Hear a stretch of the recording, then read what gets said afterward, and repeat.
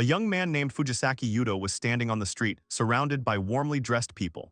Yudo was 20 years old. He has been trying to enter an educational institution for 2 years. Yudo's face was gloomy, and a scarf was tied around his neck. Yudo found himself alone. He held his head and thought that he had failed to enroll this time. Yudo found himself in front of the glass doors.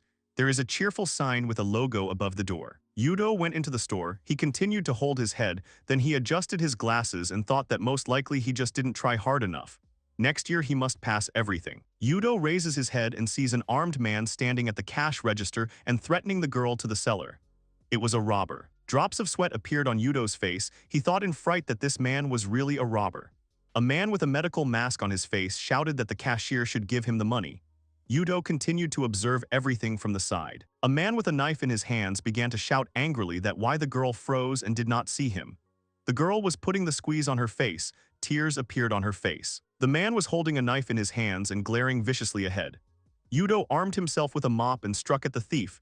The thief dropped his knife from his hands in pain, and tears sprang from his eyes. The thief took his hand in pain. Without thinking, the cashier girl took a large spoon from the display case and threw it in front of her. The girl squeezed her eyes shut, tears streaming from them. The big spoon that the girl threw hits the thief right in the face. The next moment, Yudo strikes the thief's back with another blow. The thief's eyes start rolling in pain. The thief fell to the floor, his knife lying next to him. Yudo and the girl stood motionless. A broken mop also lay next to the thief on the floor. Yudo was covered in sweat. He was trying to catch his breath. Then he looked at the girl who was standing behind the counter without moving. After a while, the girl smiled. Sweat was running down her face and said that she thanked Yudo for his help. The brightest light appeared in Yudo's eyes, then the cashier girl began to dissipate. Gradually, everything began to darken in Yudo's eyes. Yudo abruptly opened his eyes. There was no one around him. Yudo looked at the sky and thought that he did not understand where he was. Maybe it was paradise. Yudo was in a small area that was floating in the air and was lined up in a cage. There was a man standing behind Yudo. Yudo turned around sharply. There was a bald man standing behind Yudo. The man smiled at first, and then started shouting that Yudo had finally come, but first he would like to apologize. Yudo nervously adjusted his glasses and replied to the man that he did not quite understand what was happening now, why the man was apologizing. The man stood in front of Yudo, slightly hunched over. The man closed his eyes and lowered his head, then he said that he had cast a spell on all three of them. It was equivalent to death. Yudo looked at the man in surprise. His hands were lowered to the bottom. Yudo doubtfully tried to say who this man is. The man raised his head and began to say that he was the one who was called a demigod. They were in a border world, one step away from paradise. His plan could not be implemented. There were several more islands floating in the air. The man continued to walk with his leggings, and Yudo watched him closely. The man walked away from Yudo. He exhaled heavily and said that he was really sorry that it had happened. Yudo started shouting that he was wondering what would happen to him now. The man frowned at Yudo over his shoulder. The man looked at Yudo and replied with a smile that he would direct his power to Yudo's rebirth. There were many wrinkles on the man's face. The man looked at Yudo and continued to say that, however, he would not be able to return Yudo to his world. Yudo would end up in a world controlled by a man. The man's abilities, unfortunately, are limited. Yudo listened to the man in fright. Yudo asked about the world he would enter in the future. The man spread his arms to the side, and behind him were a witch, an archer, and other people. Maju-chin said that Yudo would enter the world of fantasy, the world of swords and magic. Yudo imagined frightening monsters, when a strange man said that there are many magical creatures and dangerous places in that world now. The unknown man turned to Yudo and seemed that, although he could not help much, he could give Yudo special skills. The man's clothes were developing from the tailwind. The man turned to Yudo. Yudo clenched his hands into fists and said he had a few questions. Could he ask them? The man answered Yudo's question positively. The man and Yudo began to discuss who Yudo should be reborn into. Yudo will be an ordinary person who can use magic, but not all of its types.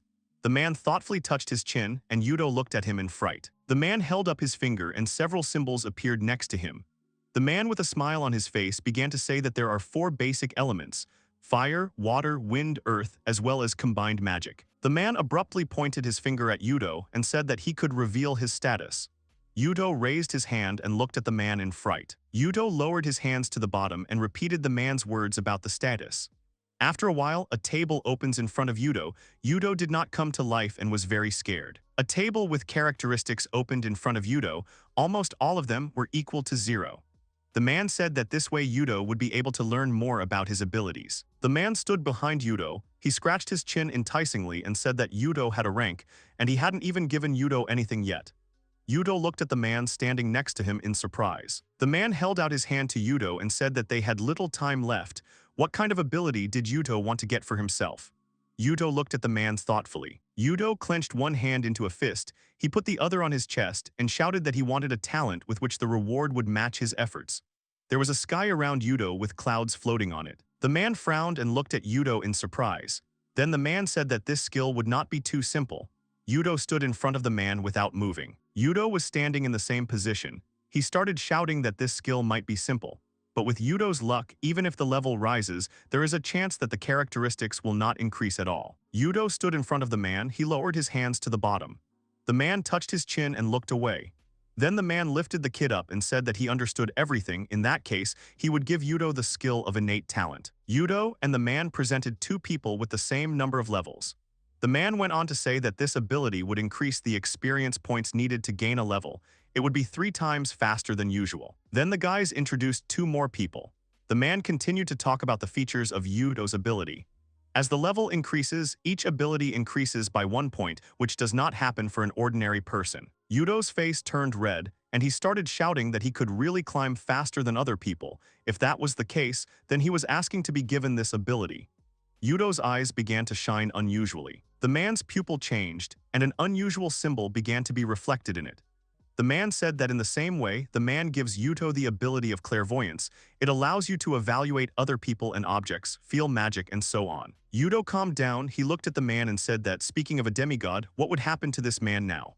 There was a sky with light clouds around Yudo. The man stood in front of Yudo and replied that he had decided to reborn Yudo. In that case, his existence was coming to an end. Yudo calmly listened to the man who said that his doppelgangers would take care of the other 2 people. But they were only doppelgangers, so they had half the power. The man put his hands on Yudo's shoulders and continued to say that the other 2 people would only receive a small amount of strength. The man held his hands on Yudo's shoulders and said with a smile that he trusted his doppelgangers and their time was running out. Bright light began to appear around. Yudo did not take his eyes off the man. There was a light on in one of the houses on the 2nd floor. The man was holding a bewitched child in his arms who was crying loudly. A table appeared next to the child. It was a reborn Yudo. In this world, his name was Mars Bryant. Mars was sitting in a sharp cot with almost no hair on his head. Then he began to crawl and blonde hair appeared on his head. And after a while, Mars matured and started walking. After a while, Mars developed the ability of clairvoyance. Mars walked with a smile on his face and explored the world, while he raised his mana points from 0 to the maximum. Mars studied flowers, trees, household items which had the status of good. The blonde Mars was running around a wooden table where 2 adults and a child were sitting. There were cutlery and a bread basket on the table. There was also a large stone stove with jugs in the room. The man held bread in his hands and said with a smile that Mars was very accommodating. Mars activated the ability of clairvoyance. The man's name was Zeke Bryant. He wielded a sword and earth magic, and he also possessed high skills. The woman was also laughing bread in her hands and replied with a smile that communication with Ike had a positive effect on him. The girl's name was Maria Bryant. She wielded a sword and water magic. The dark-haired boy was eating bread and replied that Mars was really amazing. The boy's name was Ai Bryant, and he wielded a sword, a spear, and fire magic. There was a plate of food and a wooden cup in front of Ike. The blonde Mars was sitting on a child's chair. One of his parents gave him a ball of food. Mars clenched his hands into a fist and smiled. A table with characteristics appeared next to it. Mars was in bed, his head was on the pillow, and he was sleeping with his mouth open. Mars thought that he had used up all his available mana, so he was tired and needed to sleep. Mars continued to lie on the bed, but he was no longer asleep, but was running his finger over the table with characteristics. Mars thought that after sleeping, his magic power had increased again. The table of characteristics disappeared. Mars raised his hand up and began to examine it. Then he thought that it seemed to him that soon he would be able to try to use magic. Wooden floors and the roof of the house were located above Mars. Mars continued to hold his hand in the air, then he smiled and sharply shouted the word thunder. Mars' voice and eyes were full of confidence. After that, nothing happened. Mars continued to hold his hand in the air. Then he began to smile and think that he knew it until he could not use magic. Mars continued to lie on the bed. He put his arms and legs together. then closed his eyes and thought that he needed to learn how to use magic as soon as possible. Mars, his parents, and his brother were sitting at a table by candlelight. Everyone except Mars started eating food. After thinking a little, Mars smiled and called his parents. There were plates and mugs on the table, as well as a bread basket. The parents looked at Mars in fright when he said that they could explain how to use magic. Mars' brother looked at him and continued to chew on a bread roll. Maria leaned towards Mars. She smiled nervously and began to say that why was Yudo asking such questions. Mars happily replied that if he had talent, he wanted to try and learn it as soon as possible. Maria continued to smile nervously. Mars' face turned red. He looked at Maria with a smile and said that she could teach him healing magic. Yuda's blonde hair was sticking out in different directions. Maria put her hand to her face. She smiled nervously and replied that she did not understand why Mars needed healing magic.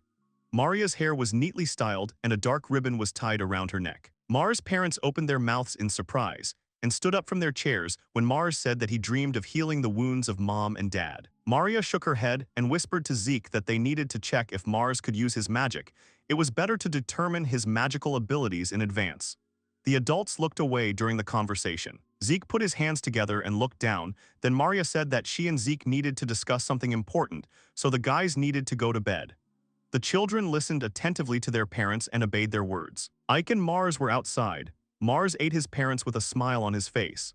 Zeke said that in connection with yesterday's conversation, he and his mother decided to teach the children magic. Zeke stood in front of the guys. He kept his hands on his belt and said that Mars had to make a promise first. Maria stood behind Zeke and smiled. The children stood in front of their parents. Zeke continued to say that sacred magic is a rare and valuable kind of magic. It can be used to heal wounds and diseases. The family was standing not far from the house, next to a stone wall. Zeke leaned towards Mars. His face was gloomy and he said that if Mars still has this magic, then he and his mother think it's better not to tell anyone about it. Mars began to sweat from fright. Zeke put his hands on Mars' shoulders and asked with a grim smile if Mars had understood everything correctly.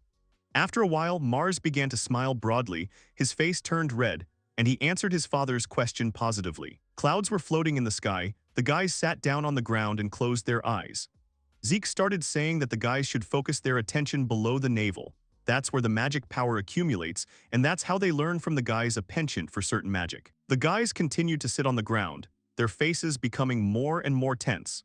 Zeke went on to say that the guys should imagine how this energy circulates inside them, then they will understand if they have a talent for magic. Magical energy began to condense in the abdominal area of one of the guys.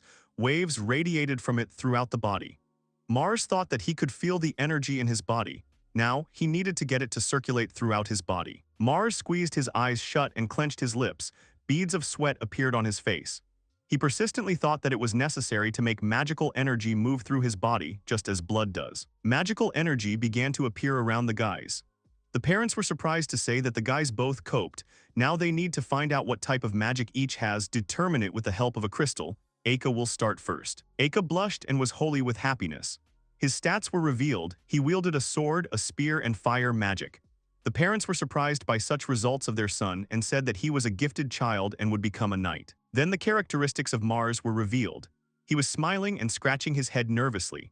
The parents nervously said that Mars' mana level is almost 5 times higher than his and Maria's. Mars is really a real genius. The next day came. A bright sky stretched over the house of the Mars family. Zeke took out 2 books and said that he had bought a grimoire. Mars was sitting on Maria's lap and reading a book with a picture of a tornado, and Ike was sitting on Zeke's lap and reading a book. Then the guys found themselves on the street. Mars stood in front of the family and began to conjure. Mars closed his eyes and put his hand forward. He thought that he needed to direct the magic power to his fingers, and then he needed to pronounce the word wind. Mars opens his eyes and confidently calls the wind. The next moment, a stream of wind appears from Mars' hand. His parents and brother looked at Mars in surprise. Leaves and pieces of earth rose into the air. Maria hugged Mars tightly. Other family members joined her and began to hug Mars too, and at the same time praise his abilities. Gradually it began to get dark. Mars' parents and brother continued to praise him. A few more days passed and Ike was also able to use fire magic. Marie started hugging Ike. A fire was burning in his hand. Zeke and Mars were standing next to each other and smiling. A whole year has passed. The guys were standing on the edge of the forest, not far from the house. Their eyes were closed and there was silence around. There were trees next to the house, mountains, and a sky with clouds of dust were visible behind the house. Mars and Ike stood in place, their eyes closed and their faces relaxed. The guys opened their mouths and breathed for concentration. Mars put his hands in front of him and began to conjure. Then he had a weapon in his hands and Mars began to make attacks. In turn, Ike took his hand aside and began to conjure. Then he put his hand in front of him and a column of fire appeared from it. Sweat was running down the guys' faces. Mars held his hand in front of him and Ike held a stick. Tables with characteristics appeared in front of the guys. The children looked in front of them and saw their parents at the stone wall. Marie started waving to the guys and said they were back. At the same time, the guys started running to meet their parents. The children shouted joyfully that they were glad to see their parents back. Zeke held a stick in one hand and a bag in the other. Maria held her hands out in front of her, and a bag was also hanging on her. Zeke said with a smile on his face that he had brought something interesting for the guys. He would show it to the guys a little later. Maria was standing next to her and covered the smile on her face with her hand. The guys reacted positively to Zeke's suggestion. It began to get dark. The whole family was in the house. The children and their parents were sitting at a wooden table. There was a bag on the table in front of Zeke. Zeke took out a sword from his bag, which was engraved with an unusual ornament. Zeke was wearing gloves on his hands. He said that's what he wanted to show. Mars activated his ability and characteristics appeared next to the sword. It was the sword of the spirit of fire. Mars thought that if you just hold this sword in your hands, it will increase your magic power. After a while, Zeke handed the sword to Ike and said that he was giving this sword to Ike. Ike took the sword in his hands, his face turned red, and he began to thank his father for the gift. Then Zeke started to reach into his bag. He pulled out a book and handed it to Mars. At the same time, Zeke said that Mars should carefully study this book. Mars shouted that it was really a grimoire of sacred magic for beginners. Mars took the book in his hands, then he clenched his hand into a fist and with a smile on his face loudly thanked his father for the gift. Evening came, it was quiet outside, only Mars could be heard, who was trying to activate the healing ability. Mars held his hand out in front of him and thought that yesterday he had failed to use the healing ability. Ike was practicing with a sword near Mars. Mars closed his eyes and continued to hold his hand in front of him. Mars continued to cast a healing spell and think that if he wanted, he would definitely succeed. Mars furrowed his brows and a magical aura began to appear around him. Mars continued to cast the healing spell. Then a cloud of magic began to appear in Mars' hand, and he managed to activate a healing spell. Mars turned to his brother and started shouting with a smile on his face that he had finally managed to apply a healing spell. Ike looked at his brother in surprise. Mars came up to his brother and told him why he wasn't using the salamander sword. Ike looked at Mars in surprise. He also held his sword on his shoulder. Ike's face was covered in sweat from training. He looked at his brother with a smile and said that his father told him to learn the basics first, which is why Ike uses another sword. Mars looked at his brother with a smile on his face and replied that he understood everything. Their father was really very serious. Ike was holding a sword on his shoulder and laughing loudly. The guys turned to the side as they heard someone calling their name. Then the guys' faces changed a lot. They opened their mouths and eyes wide in fright. The children were called by their parents. They were walking towards the house. The parents of the children were all bruised. Maria held Zeke's hand and helped him walk. The children ran scared to their injured parents, while they shouted that mom and dad were definitely all right. The parents stopped at a stone fence on the path that led to their house. The parents with a smile on their face started saying that the monster in the dungeon had attacked them. Could the guys bring them towels? Mars asked his parents to stop. Mars examined his parents and realized that his father's wounds were much more serious than his mother's. Mars put his hands in front of him and began to look focused. Zeke looked at him in surprise and said he didn't understand what Mars wanted to do. Mars continued to hold his hands in front of him and activate the healing spell. A bright glow began to appear in front of Zeke's face and his wounds began to heal gradually. Mars began to wipe his face with his hand. He was covered in sweat. Maria stood in front of her son and looked at him in surprise. Mars began to heal her as well. Maria and Zeke opened their mouths in surprise. They touched their bodies and began to worship. With the help of the healing magic of Mars, the wounds of the parents disappeared. Mars stood in front of his parents. He smiled broadly with his eyes closed and said that he had managed to heal all the wounds. Maria and Zeke put their hands to their faces. Zeke dropped his staff and replied that thanks to Mars, everything was fine with them now. The children stood in front of their parents and were silent. Maria approached Mars and hugged him tightly. She closed her eyes and shouted joyfully that she was grateful to Mars. Had he already learned the magic of healing? Mars blushed and began hugging Maria with a smile on his face. Maria and Mars hugged each other for a while and smiled happily. Ike was standing next to them, laughing loudly. Zeke stood on the sidelines and watched what was happening, not showing his emotions. Evening came, the fire in the fireplace began to burn. The whole family found themselves at a wooden table. In front of each family member was a mug with a warm drink. Zeke said they could start a family meeting now to discuss the future. Zeke was serious. He looked at the guys and said it was time to discuss their work with his mother. They are adventurers and explore dungeons and exterminate monsters around him. Zeke took a mug with a drink in his hand and continued to say that some time ago, one count who rules this land ordered him to deal with a monster in one dungeon. The children sat opposite their parents and listened attentively to their father's story.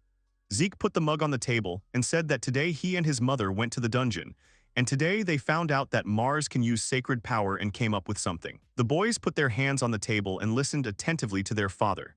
Zeke held up his finger and said that if they wanted, the guys could help him and Mom with work, but it would be in 1 year. Zeke intends to make a decision himself after his sons grow up. Bright flames were burning in the fireplace. The boys looked at their father with a smile and agreed with him.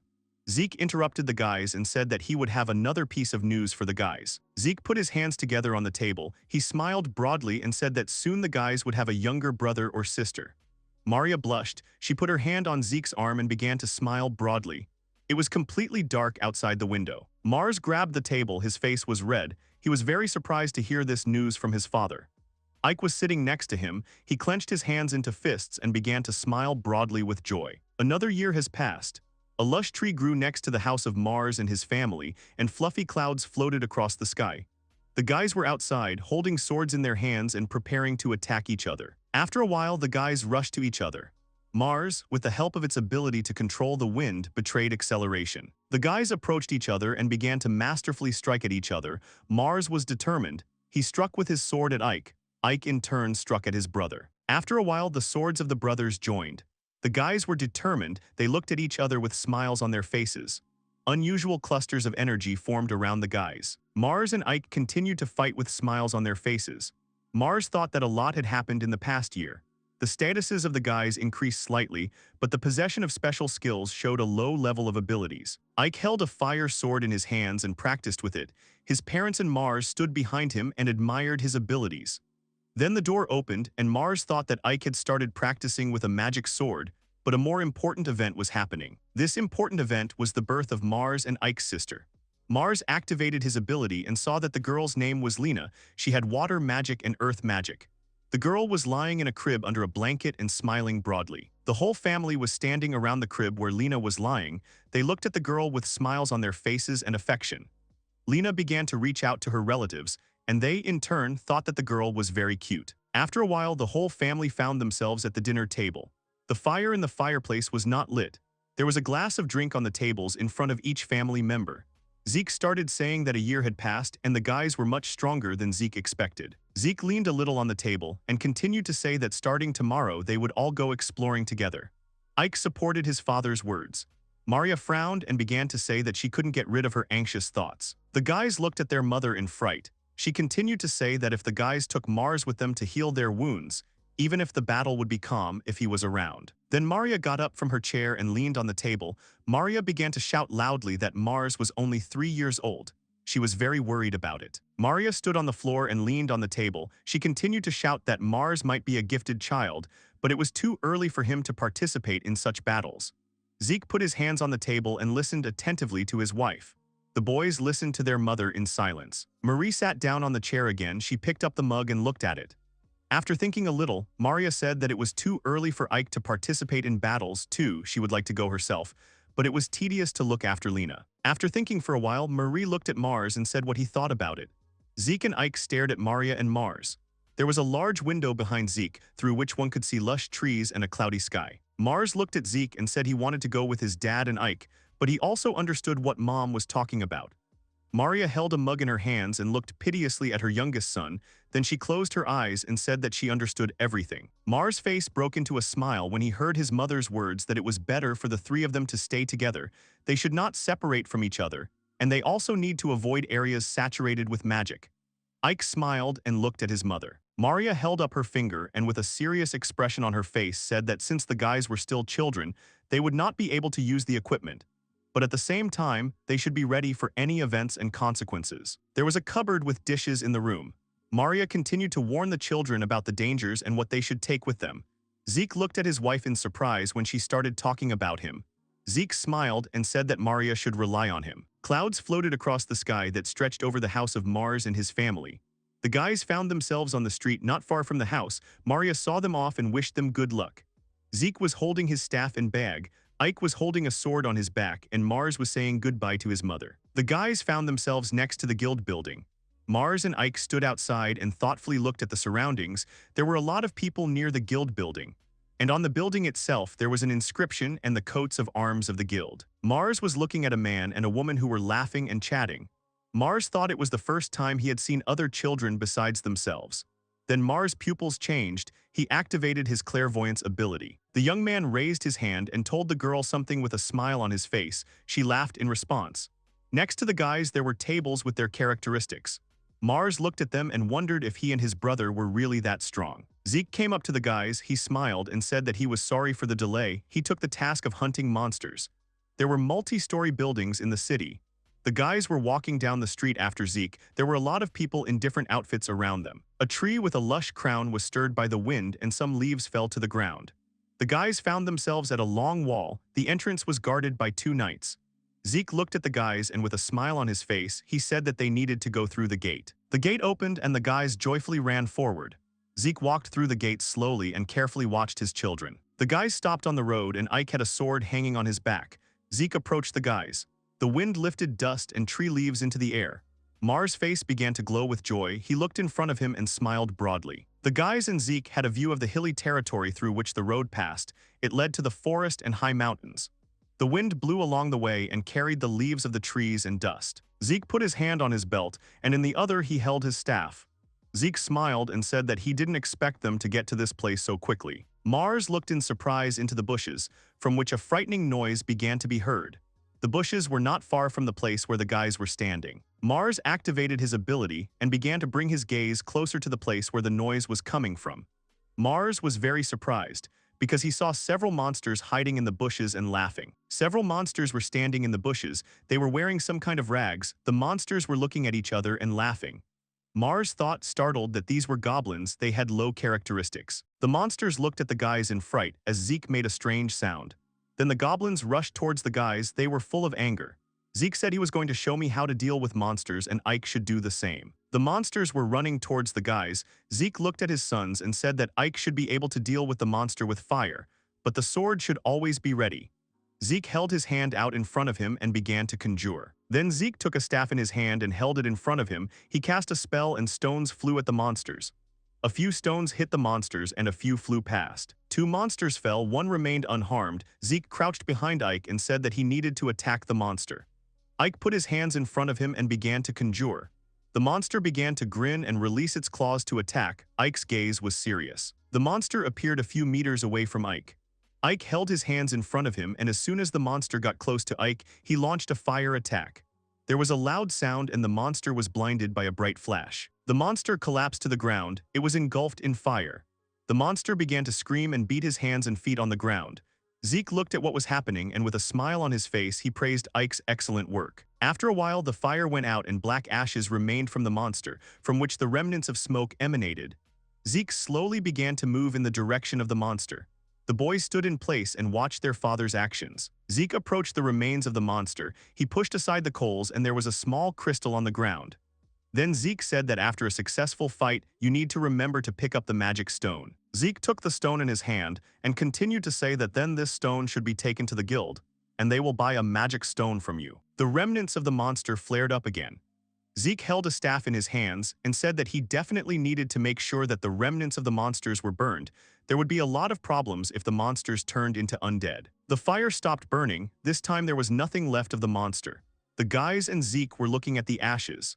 Zeke held the bag on his shoulder and said that they had completed everything and it was time for them to move on. Mars' face was red. He looked at his father with a smile on his face and said that the next time they met a monster, he also wanted to use his magic. Zeke held a staff in his hand. He looked at Mars and with a smile on his face said that unfortunately wind magic could not defeat monsters, so Mars could not fight monsters. Mars closed his eyes and smiled broadly. Then he said that in battle he uses wind blades, not the wind itself. He was wearing a jacket and shirt on Mars. Zeke's face changed a lot, sweat dripped down his face. Zeke opened his mouth and eyes wide in surprise and began to shout that Mars had already mastered wind blades. Zeke was wearing gloves and a button-down jacket. Mars replied to his father with a smile on his face that he learned how to use wind blades when he tried different tricks with the wind. A tuft of hair on the top of Mars's head stuck up. Zeke smiled nervously, one hand holding his staff, the other holding on to the strap of the bag that hung on his shoulder. Zeke looked at his son and said that in this case they could try to attack monsters from Mars. Mars smiled back at his father. The guys ended up in another place. Zeke made a strange sound again and several goblins noticed him. The monsters ran to the place where the guys were standing. Mars put his hand forward. He had to attack the monsters after Zeke's attack. Mars frowned and waited for the monsters to approach. The monster began to grin and swing its clawed paw. Ike had to attack the monsters with his sword. Mars put his hand out and waited for the right moment to attack the monsters. Mars' hand began to glow. Ike was standing behind him. He was armed with a sword. Zeke was standing next to the guys and cheering them on. Mars held one hand in front of him and launched a windblade attack. One of the monsters was beheaded. Zeke frowned and smiled maliciously. Zeke held up a magic staff in front of him and launched an attack on one of the monsters. Ike held a sword in his fists and began to quickly approach the remaining monster, then Ike struck at him as well. Zeke activated his abilities and the monsters' bodies began to burn. Mars took a crystal from one of the monsters. Zeke put his hands on his son's heads and said that the guys had done a good job. They needed to continue working and then return home. In the area that was surrounded by forest, the sounds of battle could be heard. Mars held his hand out in front of him and conjured. Mars' face had a serious expression. Ike was frowning and armed with his sword, which he used to strike. Ike pointed his sharp sword at the side where the defeated monster lay, his eyes closed. Ike pointed his hand at the monster and used a fire spell. Mars was nearby. In the next moment, Ike realized something. Ike raised his hands and looked at them, then he said in surprise that his level had increased. A flickering glow and a table with improved characteristics appeared around Ike. The fire continued to burn in the same way with Ike. Zeke stood aside, he held his staff in his hands and with a smile on his face began to say that he congratulated the guys on their work and now they can go home. Mars supported his father's words. Ike scratched his head in embarrassment and went to his relatives. After a while, the guys found themselves at home. Mars was sitting at the table and eating food. Then he stood on the grass and conjured, and after a while he found himself in bed. All this time, Mars thought that he was really waiting for his level to rise too. After a while, the guys found themselves in the forest. They looked at the accumulated crowd of goblins. Mars put his hands in front of him and thought that today he would definitely raise his level. The crowd of goblins noticed Mars pointing his arms in their direction. In the next instant, Mars activates his abilities and strikes with wind blades at the toothy monsters. All at once, the monsters started making scary noises. As soon as Mars finished the attack, his body began to shimmer brightly. Mars began to shine with joy as his level increased. The defeated monsters lay in an area that was surrounded by a forest area. Mars put his hand out, it was clenched into a fist, and began to shout loudly that his level had finally risen. Zeke and Ike were standing by the trees next to the monsters. Zeke put his hand on his belt and said with a smile on his face that it must be difficult for Mars to level up. Ike held a sword in his hands and started clapping as support for his brother. One monster lay motionless at the roots of a tree. The guys were standing next to each other. Mars looked back and said that there were not many goblins here. There were a huge number of motionless monster bodies lying between the trees. Zeke approached the bodies of the monsters and said that this was really abnormal. It was worth reporting to the guild. Zeke frowned and thought that in 2 days they had dealt with too many monsters. It was not good. The guys were at home. Zeke was sitting on a chair and began to say that too many monsters began to appear in Almeria. Adventurers tirelessly cleaned them up. Due to a lack of people, the guild was forced to change the task. The whole family was sitting at the table. Zeke put his hands on the table and said it would be a dangerous expedition, so Zeke wants to hear the family's opinion. Ike put his hands on the table and said that he thought they should go there together. There was a cup with a drink on the table next to Ike. Ike looked in front of him and enthusiastically said that he could help if there were only goblins there. Maria got angry and started shouting that there would be not only goblins in that place, but suddenly there would be other monsters that are much stronger than goblins. It is very dangerous. There was a mug of drink in front of Mars. He looked in front of him and with a smile on his face said that he was still not strong enough, so he would give up this hike. Mars put his hands on the table and said with a smile on his face that his father could refuse this assignment. Ike was looking at his brother intently. Zeke kept his hands on the table and was silent. Zeke took a mug with a drink in his hand and began to say that he was ready to postpone this task, but offered to go, as usual, to destroy monsters and gain experience. The guys unanimously agreed with their father's proposal. After a while, a monster with a dog's head appeared in front of the guys. Zeke said one kobold was nothing. A table with characteristics appeared next to the monster. The Oz index was equal to 15. There were an endless number of dog-headed monsters around the guys. Zeke nervously continued to say that a whole horde of kobolds is already a problem. Mars stood in a fighting position, and Ike took a fighting position. He held his sword in his hands. The next moment, the guys started running away. Zeke, with a smile on his face, said that at such moments it was better to retreat and then deal with the monsters one at a time. Zeke abruptly turned around and looked at the monsters with a smile on his face. Zeke and the boys turned around to attack the monsters. The crowd of monsters grinned and began to release their claws. Zeke shouted that he and the guys should defeat these monsters. Then Zeke, with a smile on his face, struck one of the monsters in the head. Mars and Ike were engrossed in the battle, swinging and striking. A large number of monsters kept coming and coming. They extended their claws and bared their toothy mouths. Ike held his sword with both hands and repelled the attacks of the toothy monsters. Then Ike started hitting the monsters. Mars put his hand out in front of him and activated his Windblade ability. The monsters began to lose their heads. The guys were standing at the edge of the forest, with a bag lying on the ground between them. The guys exchanged glances and decided to go home. Also, their characteristics appeared together with the guys. Over the past month, their characteristics have improved significantly. Ike had a sword on his shoulder. Mars walked beside him, a backpack hung on his back. The guys were moving away from the dying fire. All the actions took place at the edge of the forest. Mars' sister was sleeping in a crib. Her hair had grown out.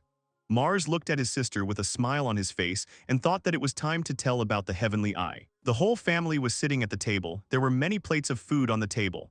Mars broke the silence and called his parents. They started looking at him in surprise. Mars' face was slightly red, and with a smile on his face, he began to say that it seemed to him that he could now use the analysis skill. Maria and Zeke opened their mouths in surprise. They couldn't say a word as they were shocked by what Mars had said. Zeke frowned and began to nervously say that Mars really could see the statuses of the people around him. There was a plate of food, a spoon, and a glass of drink in front of Mars. Mars smiled and replied to his father that his father was right, plus he could see the statuses of objects. Ike got up from his chair and pointed his fingers at the class. The parents began to hug with joy.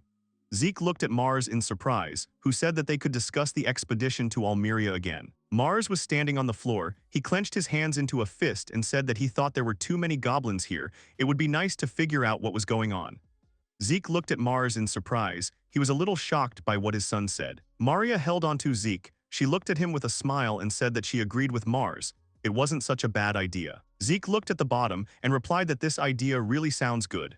Then Zeke looked at the smiling children and said that the guys had grown up quickly. Zeke put his hands on his belt and said with a smile on his face that he would pick up the personal assignments tomorrow. The guys looked at their father and agreed with his decision. Maria stood behind. She held her hands together and looked at the family members with a smile on her face. The next day came. Fluffy clouds were floating across the sky. The whole family gathered at the horse cart. Maria held her daughter in her arms and listened to Zeke. He said that the guild was grateful that they agreed to complete the task. The boys got into the cart and the cart began to drive. Ike waved goodbye to his mother. Maria held the house in her arms and said that the guys should be careful. The road led to mountains and an unusual figure. Zeke held the reins. Mars sat next to him and said that if they followed this road to the west, then where would they come to? Zeke replied that they would come to the mine. It had been abandoned for a long time. A monster appeared on the horizon. Mars instantly coped with it. The guys drove past the monster. He was lying headless on the ground and burning. Ike was sitting in the wagon and looking around the area. An old wooden sign appeared on the edge of the road. The guys looked down in surprise. They were on a ledge. In the large area where the stone buildings were located, there were a huge number of goblins. They communicated, lit bonfires, and slept on the ground. The guys were standing on the hill. Zeke started shouting at the goblins to pay attention to him. Then Ike jumped down the hill to the goblins. Ike put his hand in front of him and started burning monsters. The goblins looked at Ike, who appeared in fright. Ike picked up his sword and took up a fighting stance. A crowd of goblins roared and started running at Ike.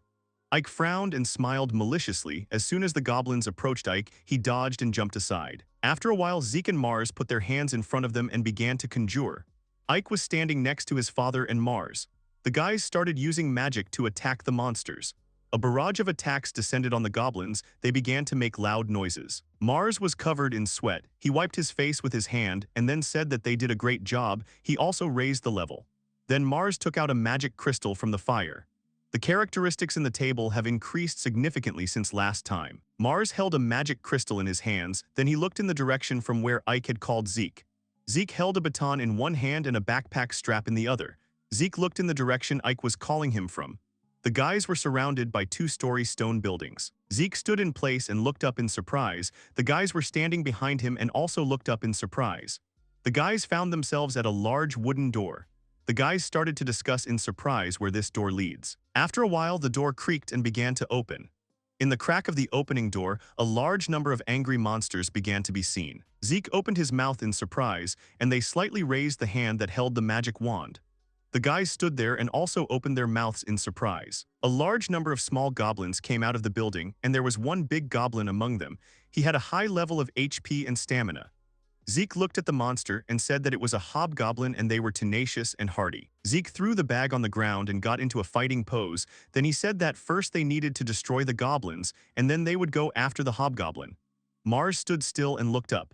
Ike picked up his sword and was ready to attack. Mars put his hands in front of him and began to conjure wind magic. At this time, Ike was running towards the monsters.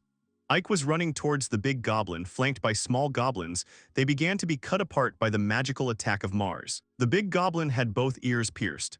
The wind attack was heading for the goblin. The attack caught up with the monster. It hit him right in the chest. The monster cringed in pain and clenched his teeth with all his might. The next moment Ike was in the air. He was armed with a sword and was advancing on the big goblin.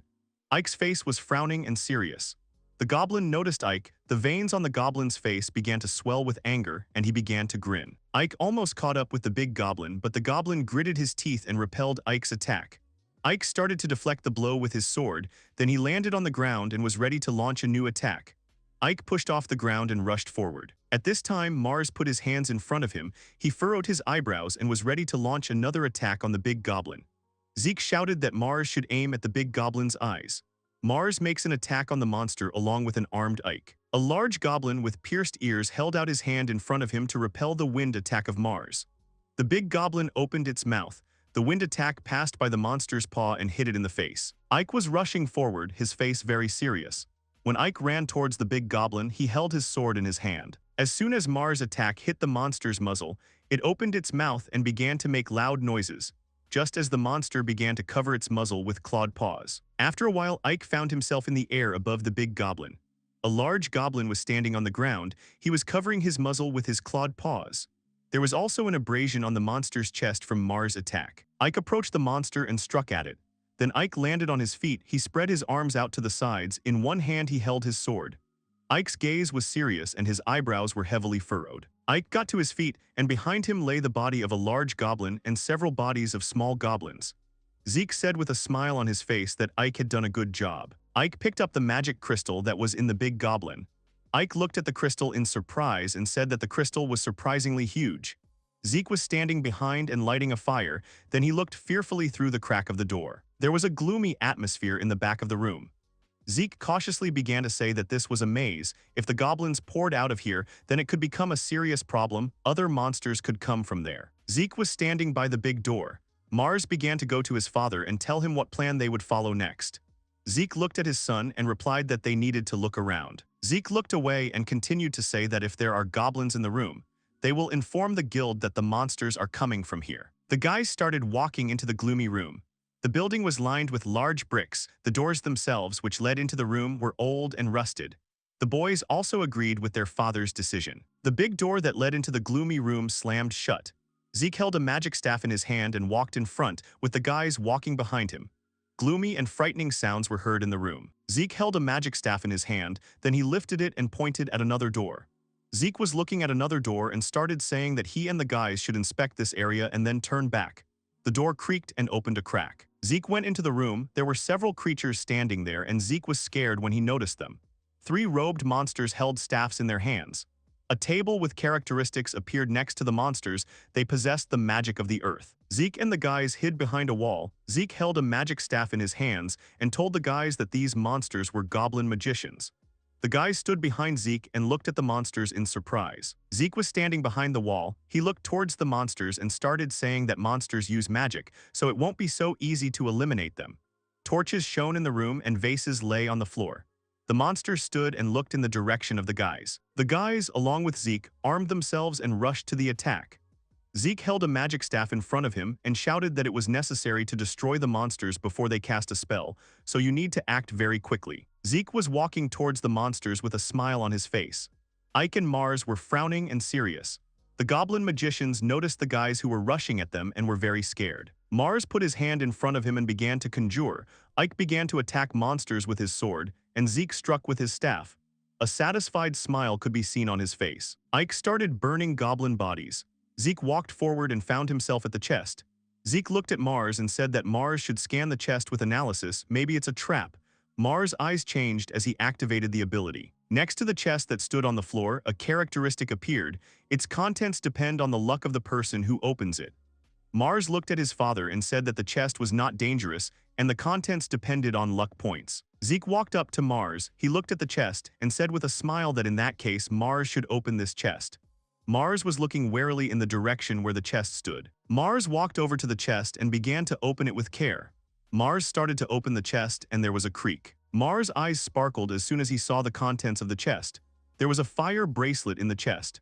A characteristic appeared next to the bracelet. It added 4 points to magic and had a C level. Ike raised his arm, which was wearing a bracelet, and shouted with delight that this would make his fire even stronger.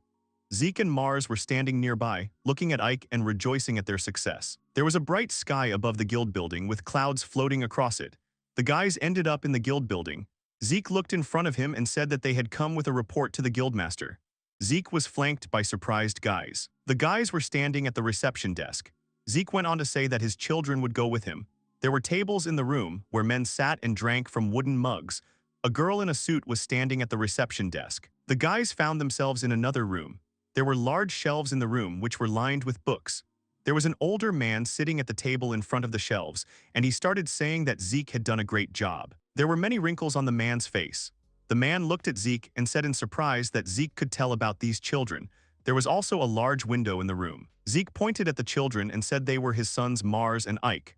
Ike and Mars smiled, then they introduced themselves and said they were very pleased to meet the guild master. The man got up and walked to the edge of the desk, then the man said his name was Ralph Sargent.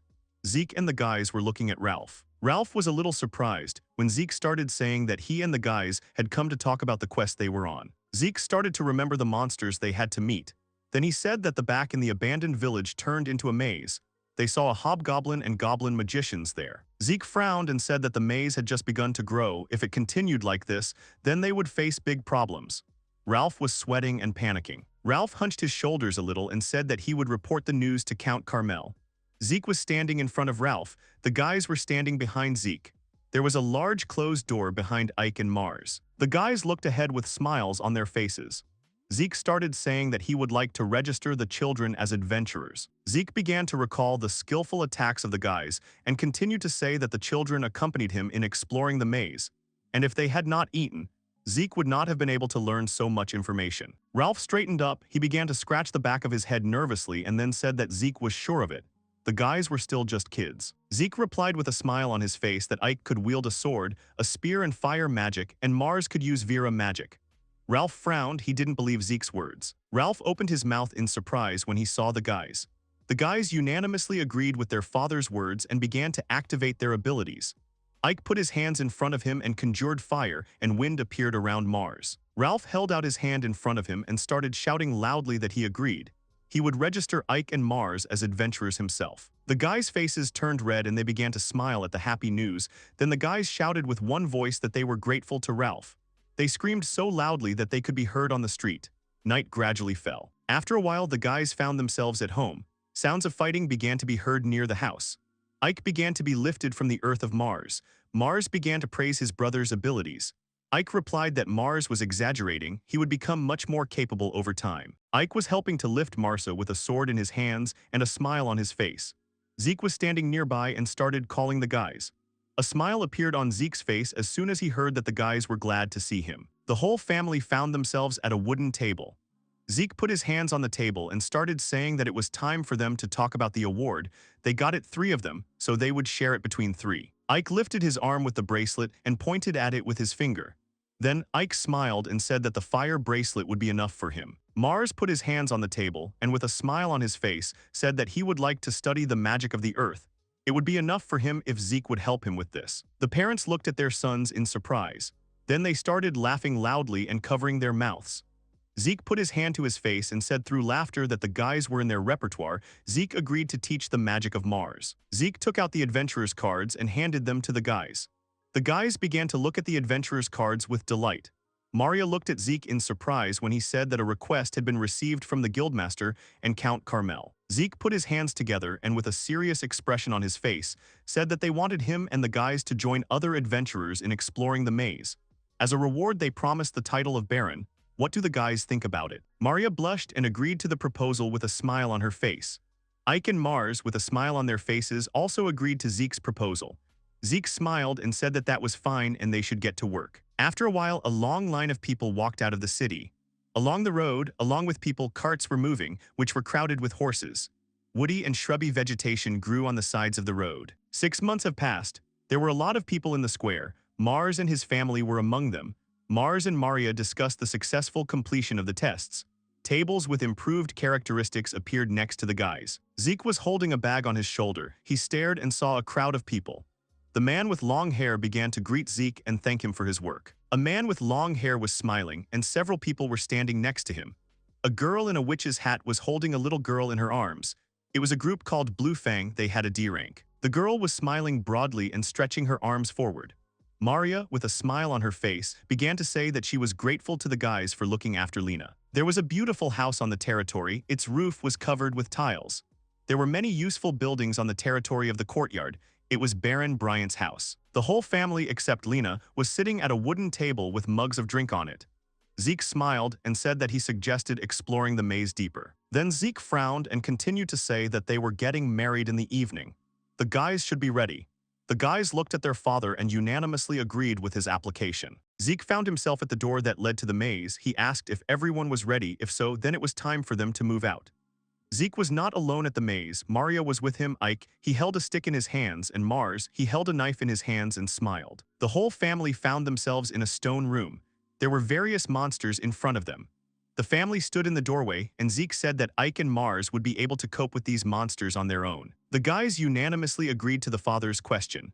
Then the guys started walking towards where there were many small ones and one huge monster. The monsters began to prepare for the attack. A fog formed under their feet. The guys rushed forward abruptly.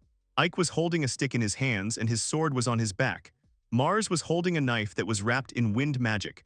A crowd of small goblins ran forward to attack the guys. Ike furrowed his brows heavily, then he stared and took hold of the stick with both hands. A light shone on Ike's face, and he clenched his teeth hard to deliver a powerful blow to the monsters. As soon as the monsters approached Ike, he began to attack the monsters with all his might. One by one, the monsters began to fly away in different directions. The monsters that were standing to the side watched Ike's attacks in fright. Monsters were coming at Ike from all sides. Goblin magicians stood to the side and began aiming their magic wands at Ike. One of the monsters gritted his teeth and started attacking Ike with a magic staff. Ike was standing still. Suddenly Mars appears in front of him. Mars hovers in the air and with the help of his magic, repels the attack of the goblin magician. Several goblin magicians, seeing Mars, were very scared. Mars held a knife in his hands and began to move towards the monsters. After a while, Mars made the fastest attack and ended up behind the monsters. The monsters were illuminated by the light and the attack of Mars. Mars landed on the floor. He tried to get up from his knees, but a huge goblin loomed over him which began to swing at Mars. Mars noticed the goblin and began to shorten. Mars jumped to the side and the goblin struck the ground. Mars hovered in the air. He frowned and remembered his father's words that you need to aim at the eyes of monsters and attack them. Mars made an attack with a knife that was wrapped in wind magic. Mars' attack hit the big goblin squarely in the eyes. Mars landed on the floor in front of the monster. The monster fell to one knee and began to cover his eyes from the pain.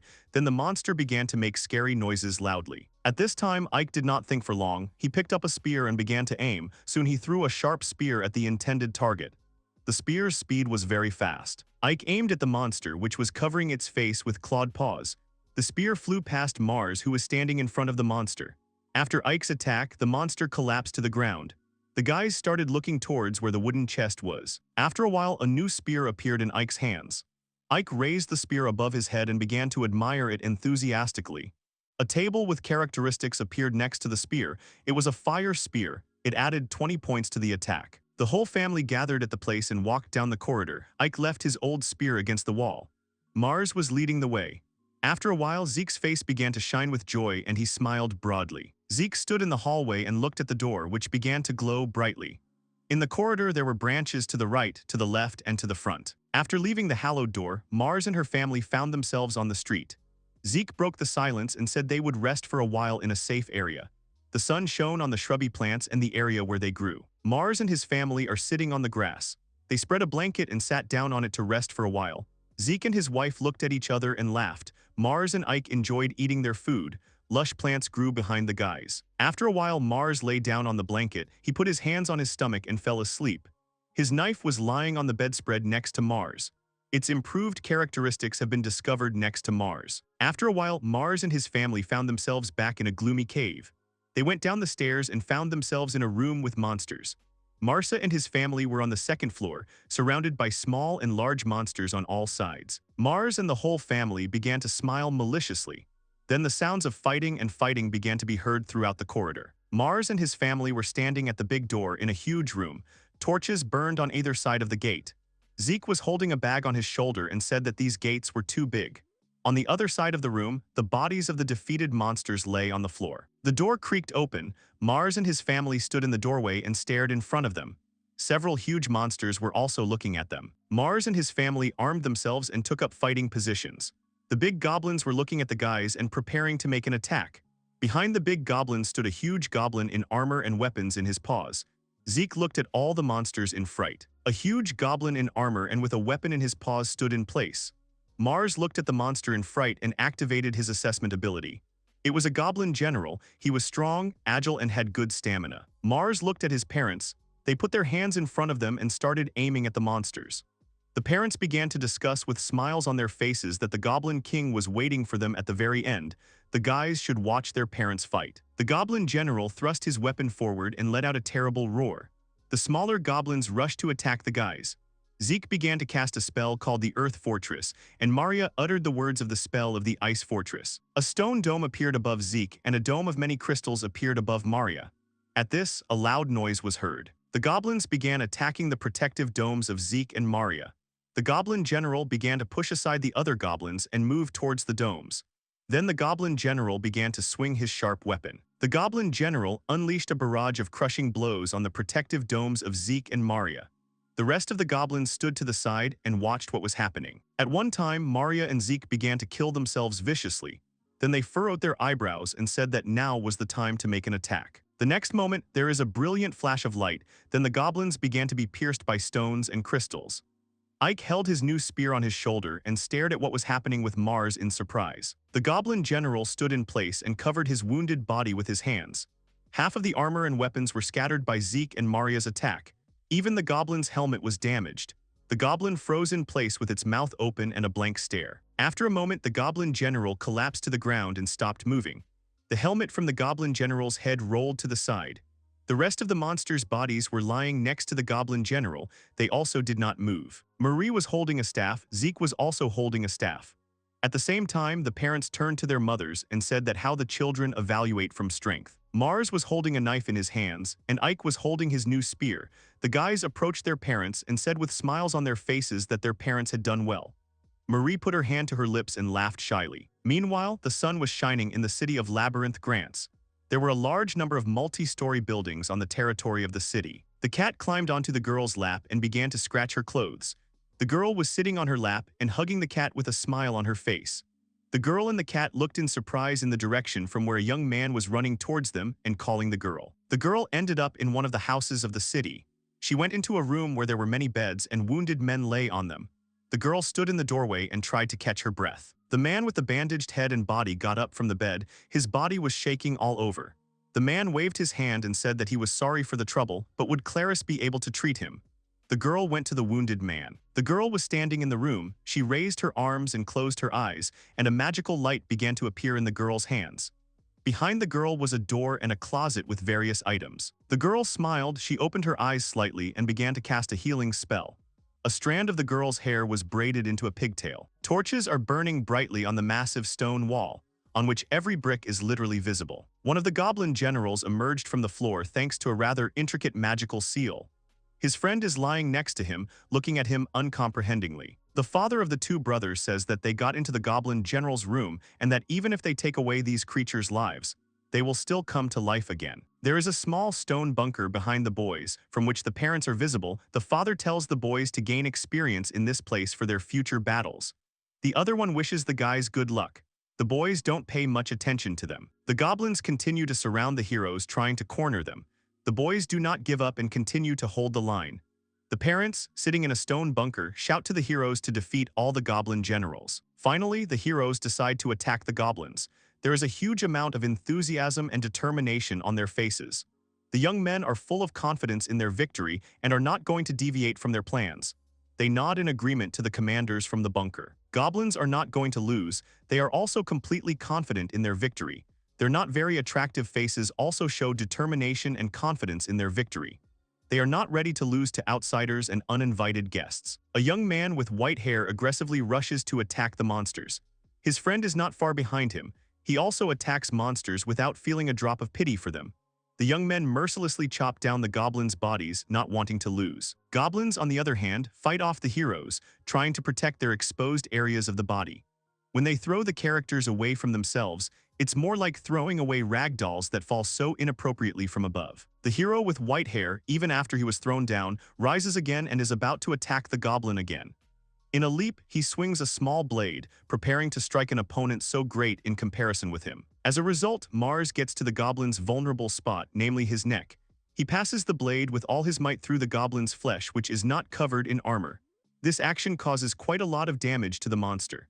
It happens over and over again, day after day, throughout the year. As a result, the dungeon becomes filled with a huge pile of stones, so much so that the very floor of the dungeon is practically invisible.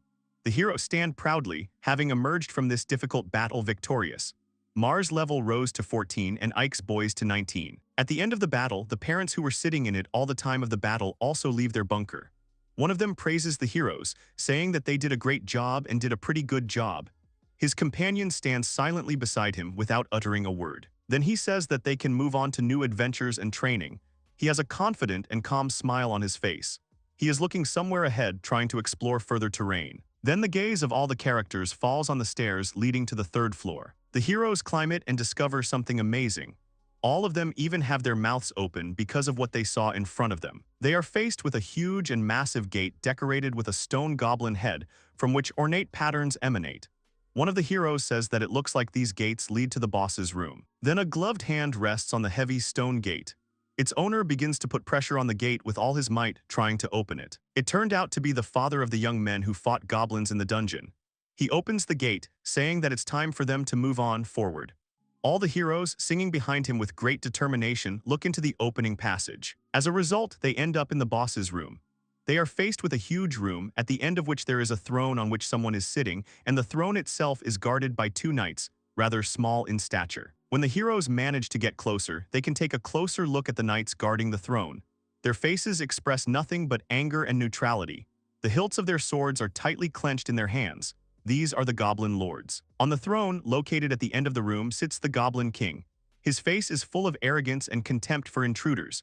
He also clutches the hilt of his sword in his hands, as do his guards. The goblin sits rather impressively on the throne. Suddenly, an inexplicable anger distorts his face. The face is obscured by darkness so much that only the whites of the eyes become visible. The faces of the heroes at this moment are distorted by tension. They don't know what to expect from the goblin king at this moment. The white-haired young man assumes that this goblin can use magic. Suddenly, the young men stand in a stance, preparing for action. At the same time, they turn to their parents.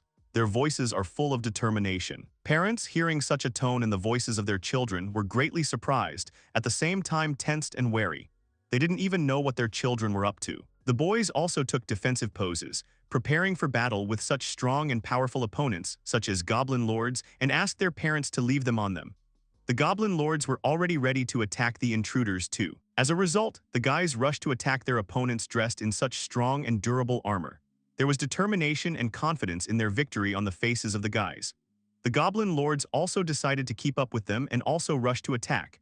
It was clearly visible on their faces that they were not going to lose to some kids. The guys rushed at the opponents with all their determination, not wanting to give them the victory. Around them, only the swinging of swords could be seen, and the sounds of blades slicing through the air and flesh of monsters could be heard. Their parents froze in surprise. As a result, the guys quickly dealt with the opponents, namely the Goblin Lords. They eventually fell into lifeless bags, and the guys went to deal with the boss of this dungeon. But he was ready for this outcome of events, so he immediately rushed to meet his little opponents. He swung his sword with a devilish smile, intending to cut the heroes in half, whereas they weren't going to let that happen. As a result, one of the brothers managed to repel the Goblin King's blow, and the second one inflicted damage on him. At the moment of deflecting the Goblin King's blow, the young man's face showed no hefty tension and resistance to the Goblin's power. Then the opponents dispersed to different sides of the room to increase the distance between them. They performed this trick in the air, so everyone's landing caused a huge amount of noise. Then, when the heroes dispersed, they looked at each other carefully, but neither of them lowered his sword. They were not going to let down their guard so as not to lose. The wound, which the boys had only recently left to the Goblin King, healed almost instantly, filling the room with a quiet hiss produced by almost instantaneous regeneration. The goblin waited patiently for his wound to heal. Then, after it finally happened, he smiled nastily and smugly at his opponents, as if showing his superiority over them. His wound had healed so well that after being struck by the sword on the skin, there was not even a scar left. Then the fight continued. The heroes, like the Goblin King, rushed to the attack, trying to inflict as much damage as possible on the enemy. They rushed at the Goblin King, fiercely holding spears and swords in front of them. Finally, a full-fledged and fierce battle began. The metallic sound of clashing swords and spears flew through the air, which also cut through the air. The opponents were shortened from each other's blows, trying not to get hit. The Goblin King tried to sneak attack one of the brothers.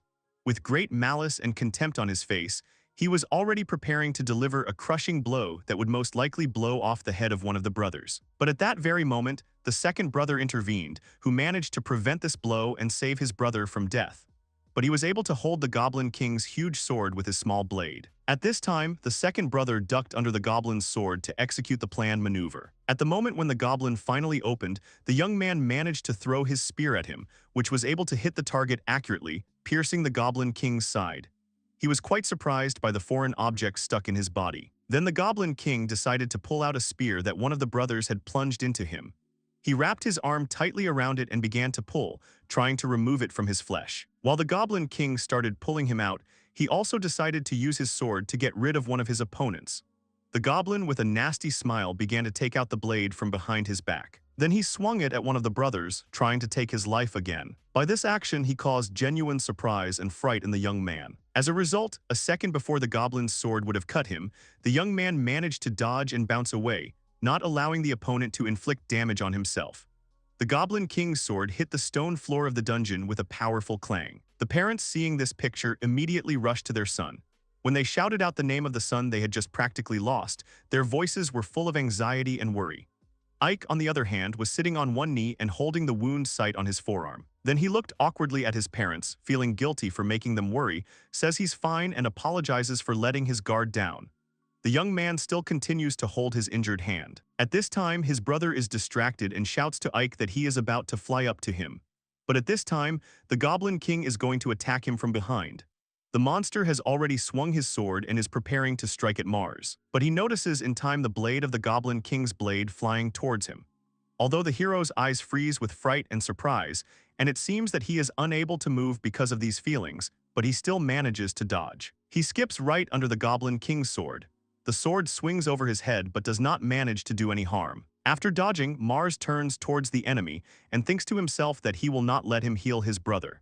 The hero's face expresses a vivid disgust for his opponent. Then Mars decides to fight the Goblin King alone. His face expresses determination and self-confidence. As a sign of readiness, Mars puts his small blade forward towards the enemy. Goblin is only glad of this outcome. Excitement lights up in his eyes. He also puts his massive sword forward as a sign of readiness. The monster is preparing to attack its opponent again. Then the battle continues. The opponents strike each other more and more blows, trying to cause each other irreversible damage. During the fight, they move to different sides of the room, and their fight does not stay in one place for a long time. Over time, it becomes more and more difficult for the hero to reflect the blows of the Goblin King. A certain weariness and heaviness from what is happening is expressed on his face. He tries his best to deflect the goblin's blows, but at some point he can't stand the onslaught and flies into the wall, unable to withstand a sword strike from a goblin. The loud sound of the impact reverberates throughout the room, but the hero manages to stay alive and unharmed. He hangs on the wall like a lizard and starts watching the opponent's actions. The goblin, standing below, continues to swing his massive sword, waiting for Mars to descend from the wall and continue the fight with him. Suddenly, the hero puts the sword blade forward and pushing off from the wall, heads towards the opponent. The goblin was just waiting for this. He puts his sword forward in readiness to continue the fight and smiles maliciously, absorbed in excitement and counting on his victory since only some boy is against him. The boy flies at full speed towards the enemy, intending to inflict irreparable damage to him. In addition, he also wants to take revenge on the Goblin King for injuring his brother and for not letting him heal him. The boy is getting closer and closer to the enemy. They both swing at each other, hoping to neutralize their opponent as much as possible. When the distance becomes very small, both the hero and the goblin begin to fully attack each other. As a result, the goblin, having made his swing, misses without even hitting the hero, who managed to evade the enemy's blow, while Mars delivers the strongest blow to the Goblin King's leg. The latter, not expecting such a maneuver from the boy, is very surprised and even in a sense scared. The hero continues to attack the enemy. This time he already attacks the Goblin King's throat and successfully cuts it. The Goblin King grabs his throat and bounces off Mars, trying to maximize the distance. The Goblin King then uses magic to create a seal. Thanks to this seal, he manages to make a challenge to the monsters, which poured out in a huge crowd from the resulting similar seal on the floor. But the hero knew what could be done about it, so he decided to cause a huge flow of air, similar to a horizontal tornado. As a result, the hero managed to deal with all the monsters that the Goblin King managed to summon without much difficulty. Upon realizing this, the Goblin King was completely shocked. He did not understand how the boy could cope with such an army. Mars calmly approached his opponent, slightly thrusting his blade forward. Now there was nothing around them but stone walls and a floor. The whole area was plunged into absolute silence. Then the hero, with a sweet childish smile, extended the blade towards the opponent, and calmly uttered the phrase that it looked like the Goblin King had used all his mana. Then the hero, with a light movement of the blade, cut off the head of the Goblin King from the body. A slight metallic sound swept through the room, and the monster's head slowly began to fall to the floor. Then the hero saw a sign that he had received the title of King of the Wind, which is given to those who are among the top 10 wind mages in the world, as well as the title of goblins. Then a chest opens in front of the hero, from which the mantle of the Ifrit flies out.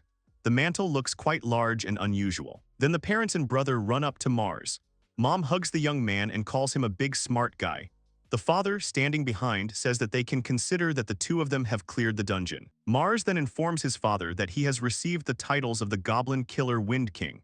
The father looks at his son in surprise and joy, and then says that it's just wonderful and amazing. The action shifts to the next day in the maze city of Grantham. The sun is shining brightly and it is quite warm outside. In one of the houses, a family consisting of a mother, father, and daughter is sitting and having breakfast in a rather cozy room. The room had a calm, friendly, and family atmosphere. Mom asks her daughter if she will go today. Her father asks her not to overexert herself. Their daughter's name is Clarissa. Parents look at their child with love. The girl looks at her parents with a smile and promises that she will not overexert herself. You can immediately understand that idle reigns in this family, since all its members treat each other with respect and affection. Then Clarissa goes on business that she needs to do in the city. She tells her parents about it with a happy smile so that they don't worry about her absence from home. The action moves to another building. It looks quite large and spacious. The building is a 2-story house with many windows. The girl, entering the house, stretches out her hand to someone's body and applies a healing spell. A bright ball of light emanates from her hand and directs its action to the part of the human body to which the girl's hand directs it. The man Clarissa treated says thank you to her and smiles gratefully at her. The girl continues the treatment and says that he has nothing to thank her for. The girl's face is full of seriousness and concentration. After Clarissa has finished treating this man, she asks the next patient to come over. The girl was a little tired dealing with one patient. This can be understood later, as she wipes the sweat with her hand from her small forehead. Clarissa thinks to herself that she's had quite a few patients lately. By that time, it is already beginning to get dark outside. Evening is slowly but surely coming. The sun is sinking below the horizon. By the time Clarissa finishes, the sun has almost gone below the horizon. The city begins to sink into the darkness of a good night. The girl, having finished, goes home. 2 men are walking towards her, talking about the morning return of a certain kobold. One reports this news and the other clarifies whether it is true. The girl is already passing by them, when suddenly she hears the phrase that one of the men does not think it is worth worrying about the saturation of the maze.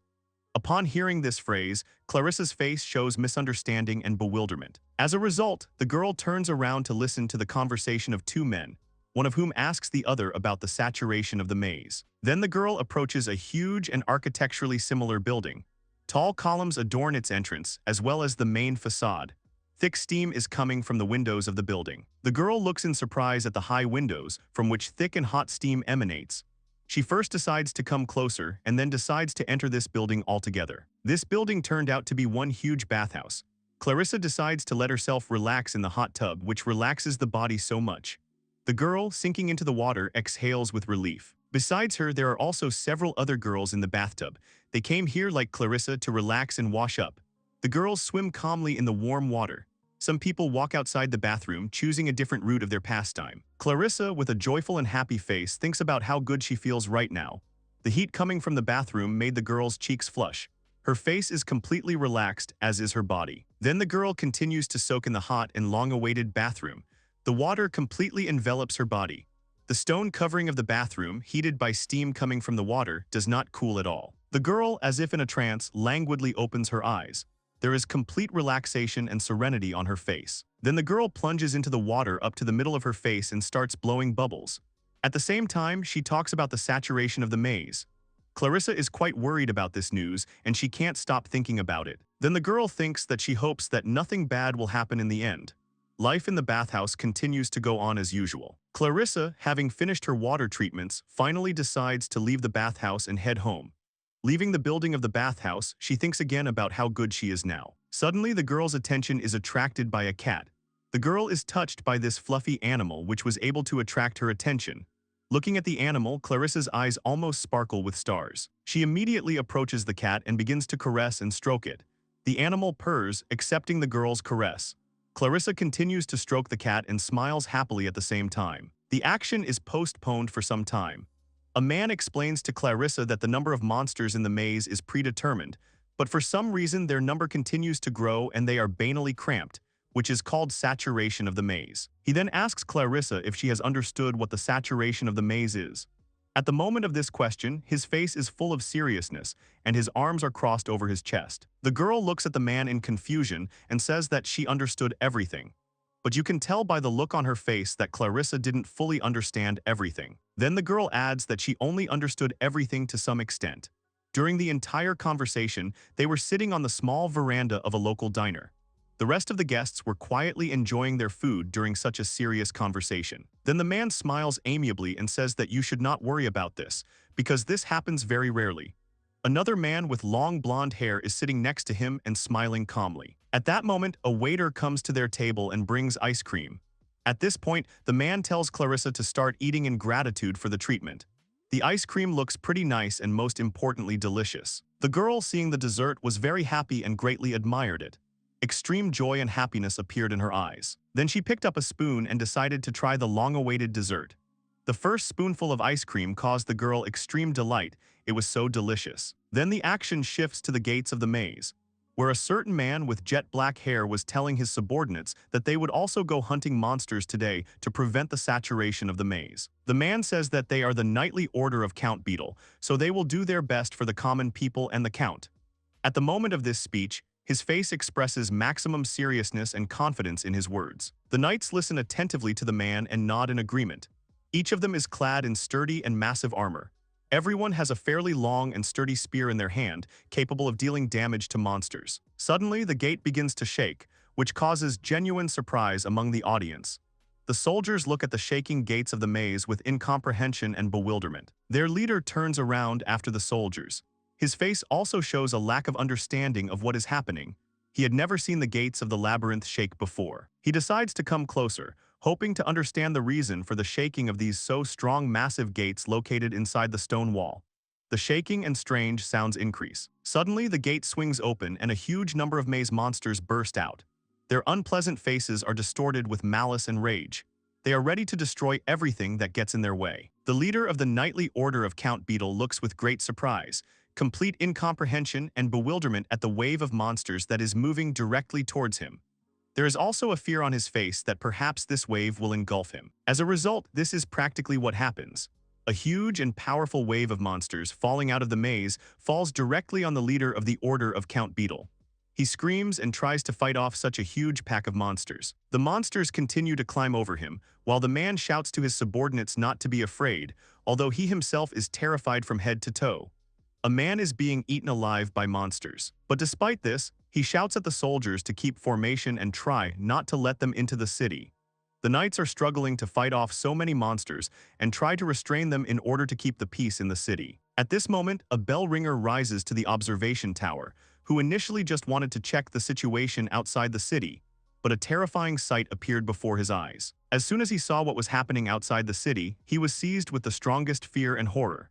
Cold sweat became visible on his face. He was almost paralyzed with fear. Looking at everything that was happening, only one single thought came to his mind, namely the thought that trouble had happened. He immediately rushed to the bell and began to ring it fiercely in order to warn the townspeople of the disaster that had happened. At the same time, he began to notify residents that the saturation of the maze had occurred and that an urgent evacuation was needed. All the townspeople, hearing this, immediately caught a panic and began to run away in fear, just to save their lives. The action shifts to Clarissa and her companions. The big man who was telling the girl about the saturation of the maze realizes that it looks like something terrible has happened. His companion also jumps to his feet, ready for action. They then head to the scene of the accident, having previously instructed Clarissa to head home immediately. The girl resolutely looks into the distance and thinks about her parents, who may be in danger right now. Suddenly, the girl hears that there is a wounded adventurer somewhere near her. The person next to him shouts out a question about whether there is someone nearby who can help. The girl lowers her head, thinking she does not know how to do the right thing. Go to the aid of the wounded or go to a safe place, that is, to her home. The choice is quite difficult. From indecision, Clarissa tightly presses her hand, clenched into a fist, to her chest. Then she decides to go to the aid of the wounded to save the lives of the injured. She runs as fast as she can towards the wounded adventurer in order to help him. On the run, the girl shouts that she can help him. At this time, a battle is already underway within the walls of the city with monsters that have escaped from the maze. The man who communicated with Clarissa deals with the surging monsters without any problems. His companion does not lag behind him and just as deftly repels the attack of monsters. It takes only one swing of the sword for each monster. They are also helped by other citizens who are able to fight and have at least some experience in battles. Clarissa goes to help the wounded. She asks everyone if they are all right and, if necessary, provides them with the necessary help using her healing ability. Suddenly, a man with a mustache hears a familiar voice and words of gratitude behind him. It turned out to be Clarissa, helping the injured people.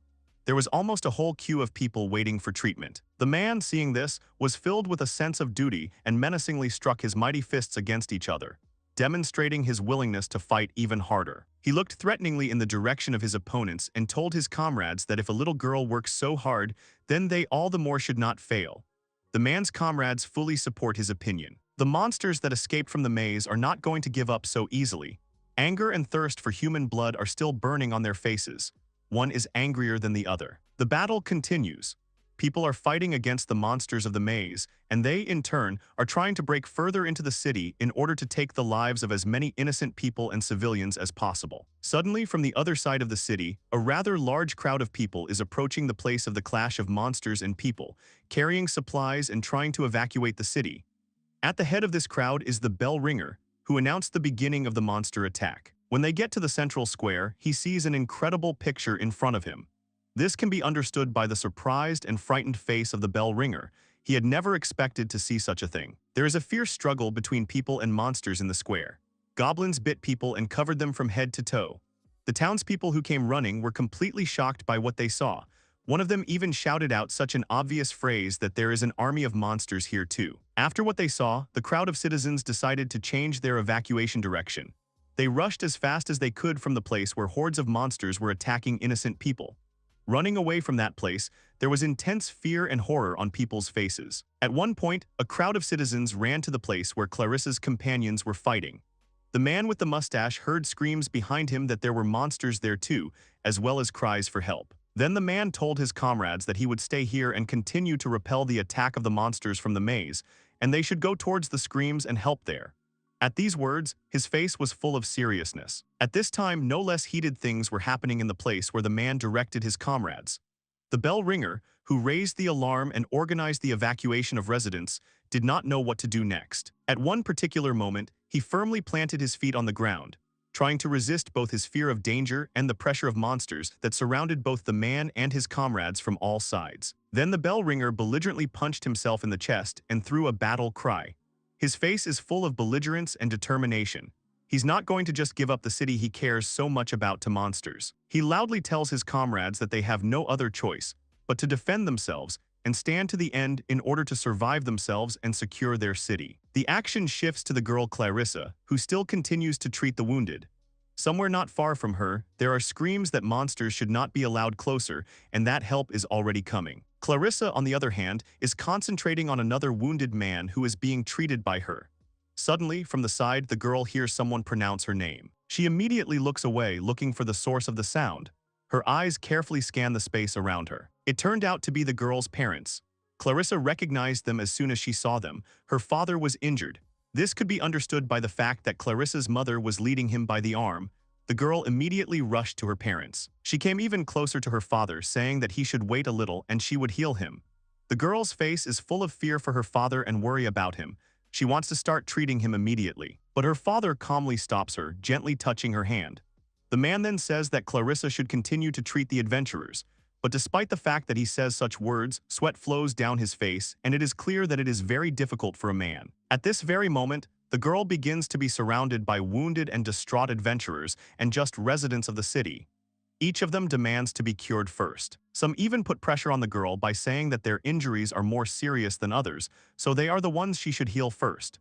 Others even stoop to imitating pain to some extent. The crowd of patients gathered around Clarissa is getting bigger and bigger. Each of them pulls the blanket over himself, refusing to wait.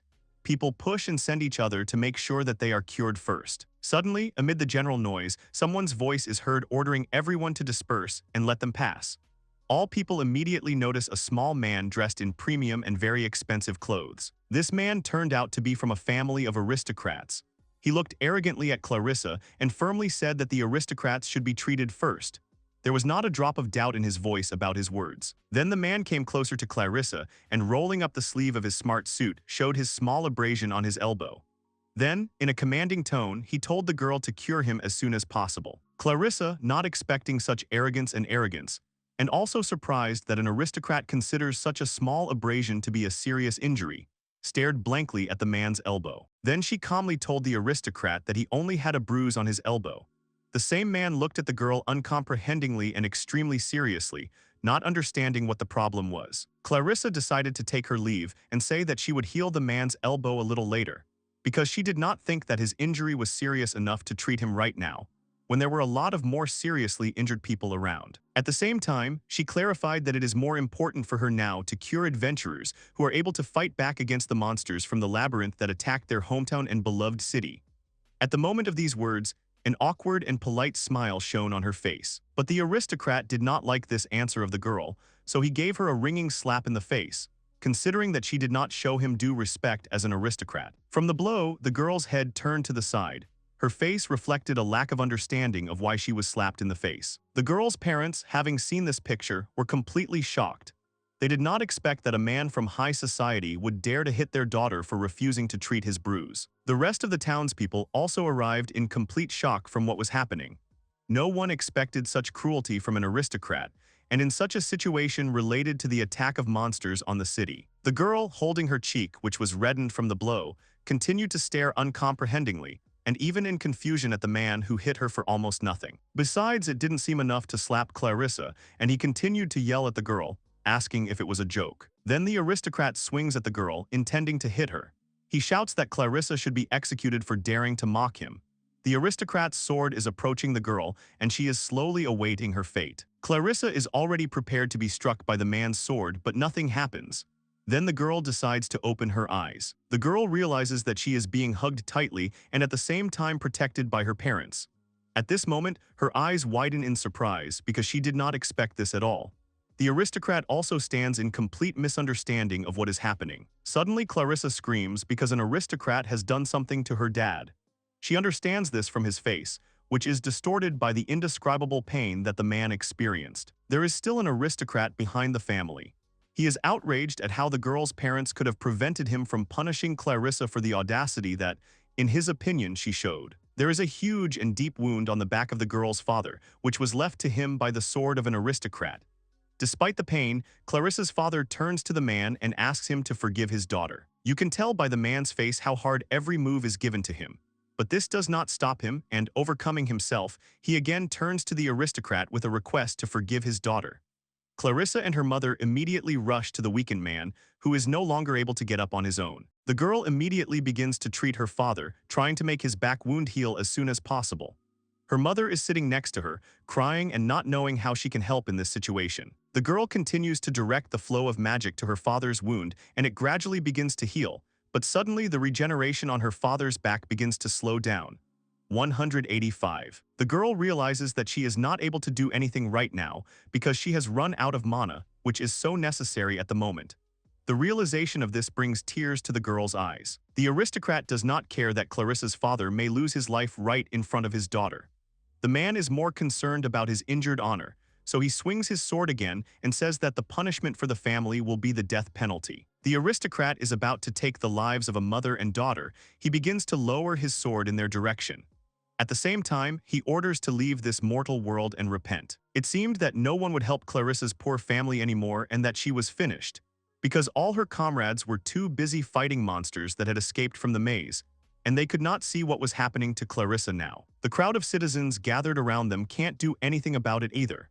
Someone is afraid of the high title of this aristocrat, and someone is too badly injured to resist him. As a result, mother and daughter are left to fend for themselves, as the aristocrat is determined to take their lives. But suddenly he hears some strange sounds. He can't figure out where they're coming from. Suddenly he notices something and his expression changes a lot. The strongest shock is expressed on the face. At that moment, someone grabbed Aristocrates by the chin and pulled him up with great force. The force was so great that the man's face was distorted by a grimace of pain. That someone turned out to be Mars. He easily pushed the evil aristocrat away from the mother and daughter and the unconscious father.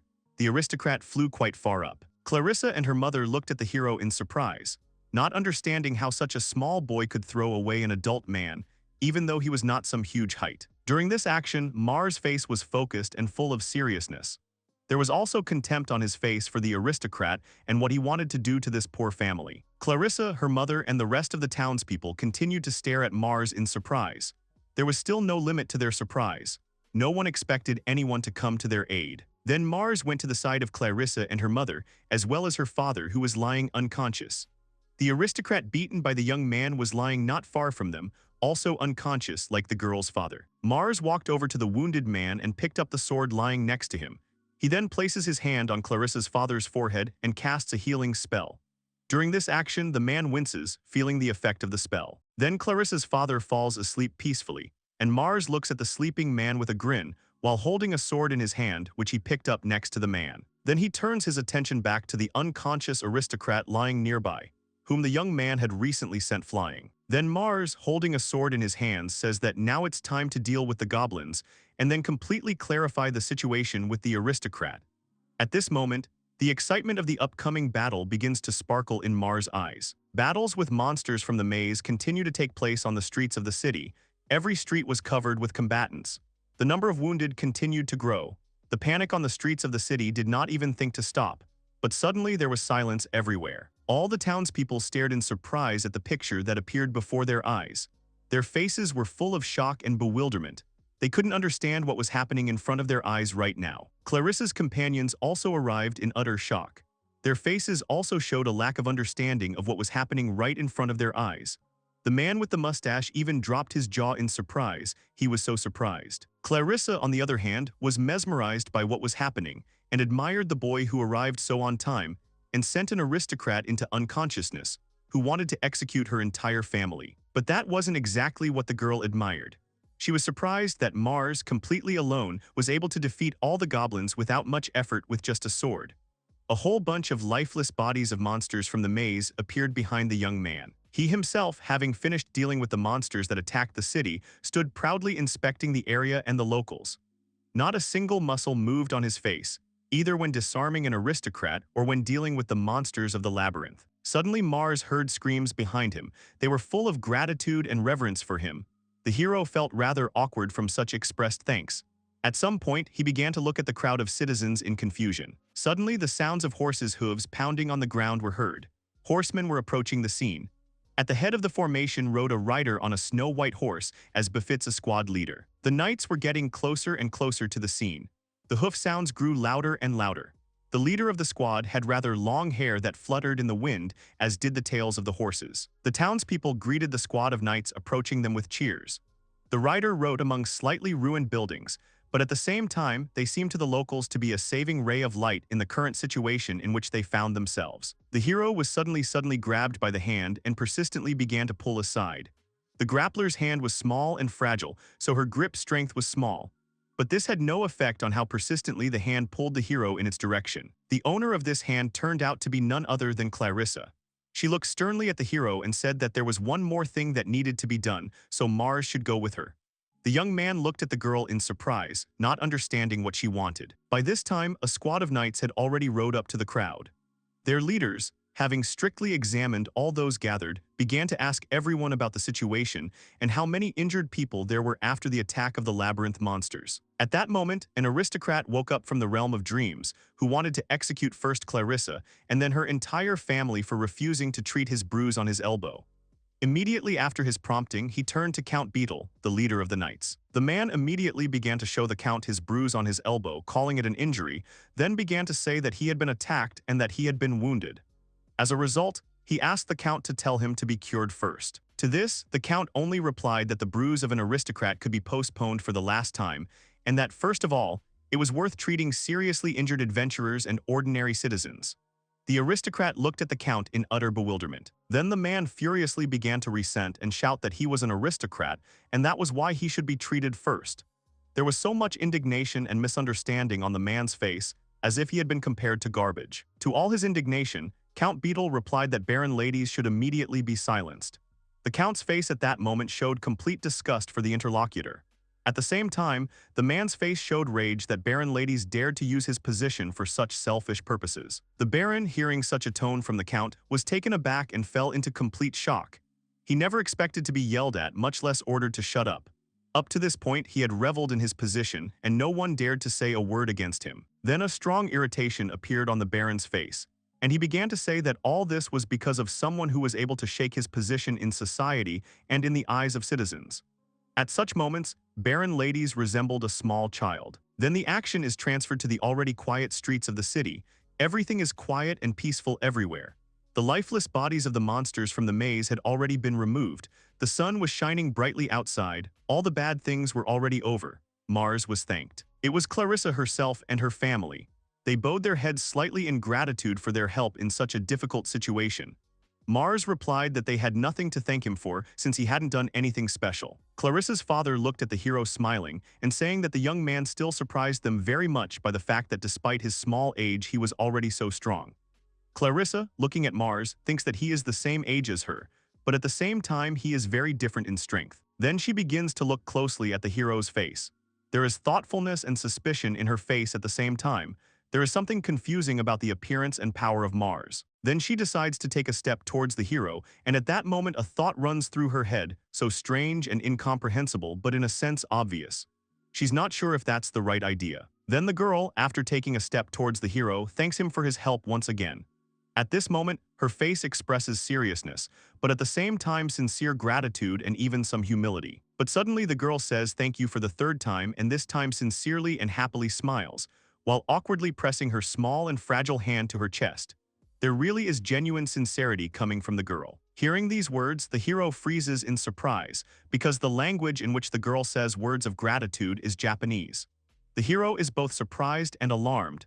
He never expected to hear his native language in this world. He remembers his past and thinks that his girlfriend, who died in that world in that distant past just like him, could his dear friend also be reborn in this world? Thinking about such a possibility and probability, the hero first shows surprise and bewilderment on his face, since the probability that this could really happen seemed very small to him. But then a happy smile appears on the hero's face. Then Mars looks at Clarissa with eyes full of happiness and relief and says that he is so glad about it. The young man did not think that this could be a reality, so there was no limit to his happiness at that moment. Then he takes slow steps towards Clarissa. He has no control over his actions and his legs. The girl also goes to meet the hero, not at all afraid to show him her true feelings. As a result, Mars and Clarissa hug and look at each other with loving eyes. There is a complete understanding between them. From the outside, they look like a couple in love who have not seen each other for many years. Then the hero decides to introduce himself by his name from a previous life. He says that his name is Fujisaki Yudo and that he was 20 years old in a previous life. In this world, his name is Mars Bryant and he is 7 years old. Clarissa says that in her previous life her name was Ai Ayanakoji. She was also 20 years old, but now she is 7 years old in this world and her name is Clarissa. Clarissa's parents look at this picture, and from the word, they do not understand at all what is happening here, and from what moment a spark managed to slip between the characters. A man and a woman look at the children in absolute incomprehension. Mars notices this relatively in time and immediately pulls away from Clarissa so as not to further shock his parents. But they continue to stand in a stone stupor. They still don't understand at what point the two managed to become friends. Clarissa, on the other hand, does not understand at all why Mars pulled away from her. The girl completely forgot that in addition to the two of them, her current parents are present on the street, who arrive in complete confusion from this picture. Then the hero asks them for forgiveness and says that he was just a little surprised and that his name is Mars. Clarissa's father says that he understands everything, and then he also introduces himself, saying that his name is Grey Rampart. His wife says that her name is Irina, and the girl introduces herself to the hero again, saying that her name is Clarissa. Grey Rampart then asks Mars if he has a free minute, which breaks the awkward silence after the introduction of each of those present. The hero, of course, has a free minute. Then the action moves to Clarissa's house. The one on the outside looked pretty neat and even beautiful. There, Clarissa's family learns that Mars has arrived in their city from the kingdom of Barkis. Clarissa's father then explains that Mars is now located in the labyrinth city of Grantham, which is located in the east of the kingdom of Zarkam. Then the man asks how the hero got here. He explains that he and his brother Ike explored the maze from which the monsters later escaped. The action is transferred to Mars' memories of how he and his brother were in the maze. The hero recalls that in one of the rooms he found a wall from which magical power emanated. Sensing this, he informed Ike about it. Then the brothers decided to explore it due to the fact that magical power emanated from it. Mars managed to get his hand inside the stone wall and feel something among the stones. It was pretty amazing that he was able to do it. During the penetration into the wall, Mars felt that his hand began to suck in and therefore he could not pull it out of the wall. Then the hero decided to try to just go inside the wall. He informed his brother of his decision. Mars also told Ike that he would have a crystal with him, by which the young man would be able to determine his location. In confirmation of his words, the hero demonstrated to his brother the presence of such a stone, but Ike's face didn't get any less wary. Then Mars began to sink deeper and deeper into the wall. During this process, he asked his brother to pick him up as soon as possible. At the time of these words, the hero had an awkward, embarrassed, and slightly frightened smile on his face. He was sinking deeper and deeper. Then he also told the simultaneously confused and angry Ike not to forget to report the incident to his father. The same one continued to stare rather angrily at his brother, who continued to plunge into the unknown. As a result, when the hero was pulled out of the wall to the other side, he found himself in the city of the labyrinth. At that moment, there was no limit to his surprise. There was no way he could have expected to end up here, but he found himself not in the city itself, but near it on a small ledge of rock. The action returns to Clarissa's house. Her parents listened attentively to the hero's story and were very surprised by this turn of events. They did not expect Mars to be in their city in such an unusual way. Clarissa's father then says that their kingdoms are at war. At the moment of pronouncing these words, Clarissa's father's face becomes extremely serious. He doesn't really want to get this information out of his memory. Then a friendly smile appears on his face again, and he offers Mars to stay with them for the time being. His wife, standing next to him, nods in agreement. These people don't mind at all seeing guests in their house, and especially Mars, who saved their family from execution. Then Clarissa's mother joins the conversation. She tells Mars that they are ready to show their hospitality to him. A kind and sincere smile shines on her face. She's definitely not against the hero staying. The hero bows his head in gratitude and thanks the owners of the house for their hospitality, saying that it would be very useful since he found himself all alone in a new city, where he now has only Clarissa's family among his acquaintances. Suddenly, Clarissa also speaks up. She turns to her father. In her voice, even when pronouncing the word dad, there is a request. Already here you can understand that the girl wants to ask her father for something. As a result, the girl asked her father for permission to talk to Mars alone. Clarissa had a radiant smile on her face during this request.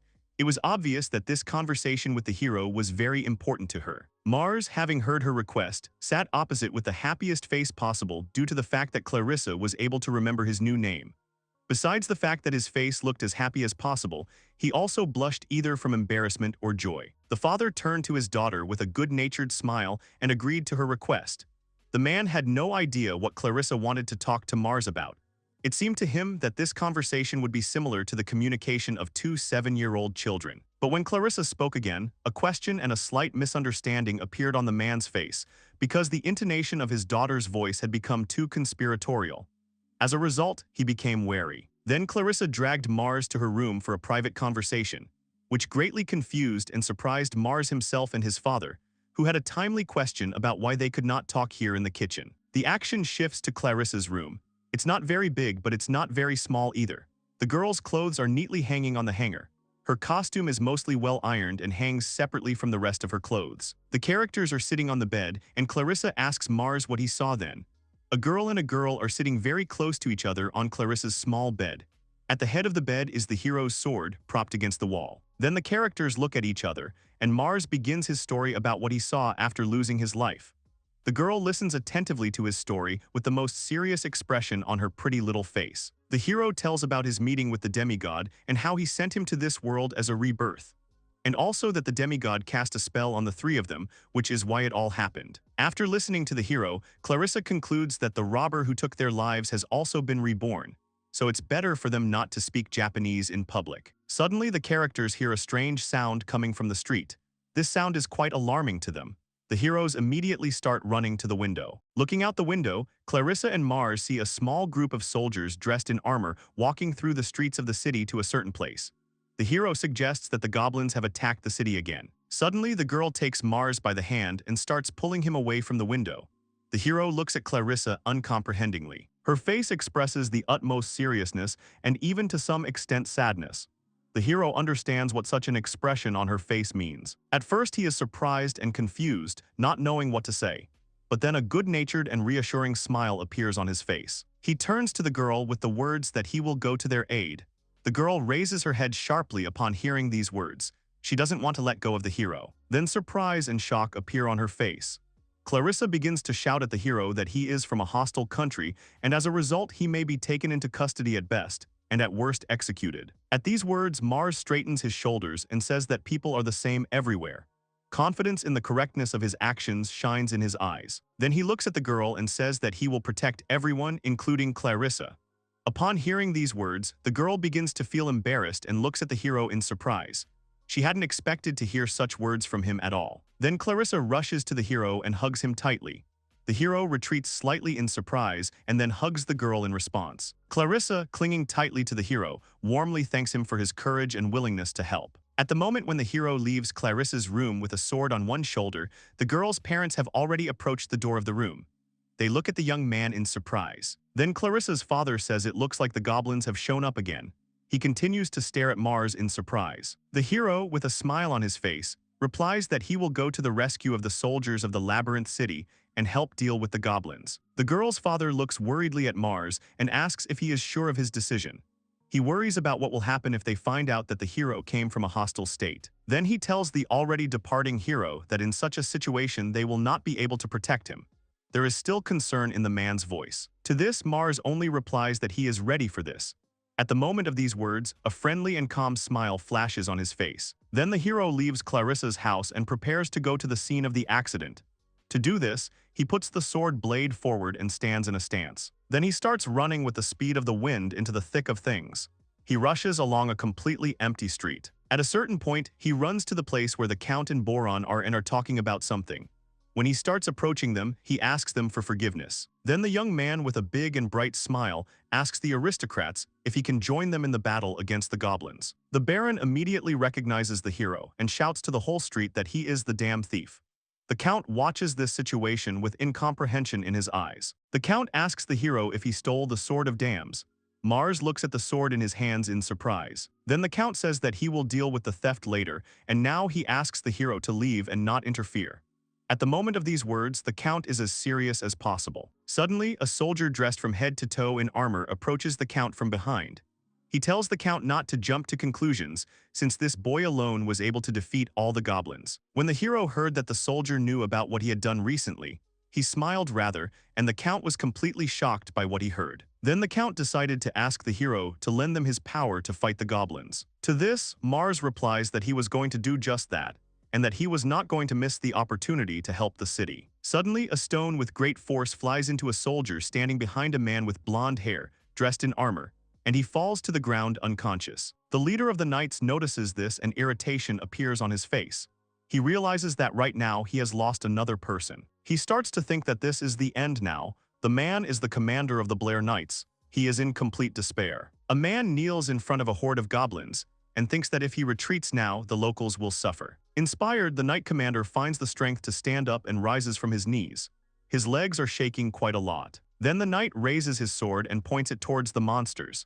He thinks to himself that he is ready to lose his life here, but he will stop them. At this very moment, a huge goblin approaches the brave knight and prepares to smear the man. The monster has already swung at the knight and continues to look at the goblin with complete incomprehension of what is happening. At the moment of realization, despair appears on the soldier's face. But at this moment, at the level of the goblin's neck, something is rushing at an incredible speed. At the same moment, the monster grabs his throat, and his companions start staring at him in surprise. Then a huge monster begins to fall directly on their relatives, which causes them no small surprise. The commander of the knights looks at this picture with unprecedented surprise. Mars deals with the remaining goblins, while the knight commander admires his technique. After completing the massacre of the goblins, the hero turns to the leader of the knights and says that the goblins are finished and that he can be calm. He still looks at the hero in surprise and dumbfounded says thank you to Mars, as well as the surviving soldiers. To this, Mars only tells them to return as the Count is waiting for them. As a result, the hero leads a squad of knights who chant the phrase, "Long live the swordsman." The Count greets the hero with a smile and says that the city was saved thanks to him. He also says that they will deal with Baron Dams later, since the most important thing now is to discuss his reward. The hero looks at the Count with a smile on his face and completely agrees with him. The hero has nothing against it at all. The action is transferred to the Adventurers Guild. A man with a bald head but with a rather bushy mustache says thank you to Mars on behalf of the whole city and also introduces himself as a local guild master. Then the guild master asks what the hero's name is. The young man replies that his name is Mars. Then the hero tells the man that he has a question. He wonders what kind of question it is. The boy decides to ask if there is a way to stop the saturation of the maze. The Count and the guild master look at the hero dumbfounded. The guild master replies that the saturation of the maze can only be stopped by conquering it. The boy also asks another question about when he will be fed. The man replies that their country is currently at war and therefore they do not have enough hands. It is because of this problem that the conquest of the labyrinth is not progressing at all. The hero says that he understood them. At this point, his voice sounds rather thoughtful and slightly detached. Mars then says that in this case he will conquer the maze himself. During these words, his voice is extremely serious. From such a statement, the Count and the guild master fell into complete shock. All the shock they had fallen into could be read on their faces. Then the guild master starts talking about how even a group of 4 adventurers from the rank did not return from there. The Count asks the hero a question about whether he will go there all alone. Then he says it's very dangerous. At the moment of this conversation, Clarissa bursts into the room, shouting that in this case the hero can take her with him. Everyone starts to look in the direction of the uninvited guest in surprise. The hero, dumbfounded, pronounces the girl's name. The guild master asks the girl in surprise if she really wants to go to the maze with the hero. The man says that although he possesses holy magic, it is still too dangerous. The girl looks at the man seriously and says that leaving everything as it is even more dangerous. Therefore, she will go with Mars, because then there will be more chances of success. As a result, the hero turns to the head of the guild with a request to let Clarissa go with him. The man is absolutely not happy with such a request. But then the Count intervenes. He says that since the situation is an emergency, he will do everything possible to support them. The Count then asks the hero what he wants as a reward. The hero replies that he wants the Count to promise him the protection of the Ramped family. Mars thinks to himself that he and Clarissa have explained what problems they had with that nobleman. At the hero's request, the Count replied that he guarantees the safety of the Ramped family. The hero thanks the Count for the service rendered. Night is slowly falling on the city. The guild master says Mars and Clarissa are amazing kids. The count agrees with him. The count then asks the guild master to ask Mars to register as an adventurer. Guild master Victor agrees. The action shifts to Clarissa's house. The heroes are met by the girls' parents. The heroes tell them the news that they are going to go to the maze. The girls' parents agree and forgive Mars to keep an eye on their daughter. The heroes go to bed. Mars thinks that he wants to return home as soon as possible, so he needs to conquer the maze, but he will worry about this city and about Clarissa if he leaves. The hero recalls a conversation with a demigod before his rebirth. Mars then thinks that he must make Clarissa stronger, because if she gets stronger, she will be able to conquer the maze and achieve a lot in the future. The action is postponed to the next day. The heroes are going on the road and arming themselves for a rather long and difficult journey. Suddenly, the hero turns to Clarissa and says that before punishing the maze, she must become stronger. The girl agrees. The hero then decides to evaluate Clarissa's abilities with his magic, using the Heavenly Eye spell. As a result, the heroes found out that Clarissa has a talent for barrier magic. The girl couldn't believe it. Clarissa then asked the hero how she could use it. Mars replied that unfortunately he did not know that. The girl, hearing this, was slightly upset. Mars suggested that we start with what we can definitely do now. The hero then mentioned that he is not a swordsman at all, but a magician who uses wind magic as well as holy magic. His abilities aroused the girl's admiration. After seeing all the abilities of Mars, the girl got stars in her eyes from the huge amount of admiration for the hero. Then Mars decided to ask Clarissa how she thinks a person can become stronger. The girl suggested that he could become stronger through hard work. The hero says that hard work is very important, but the right answer is practice.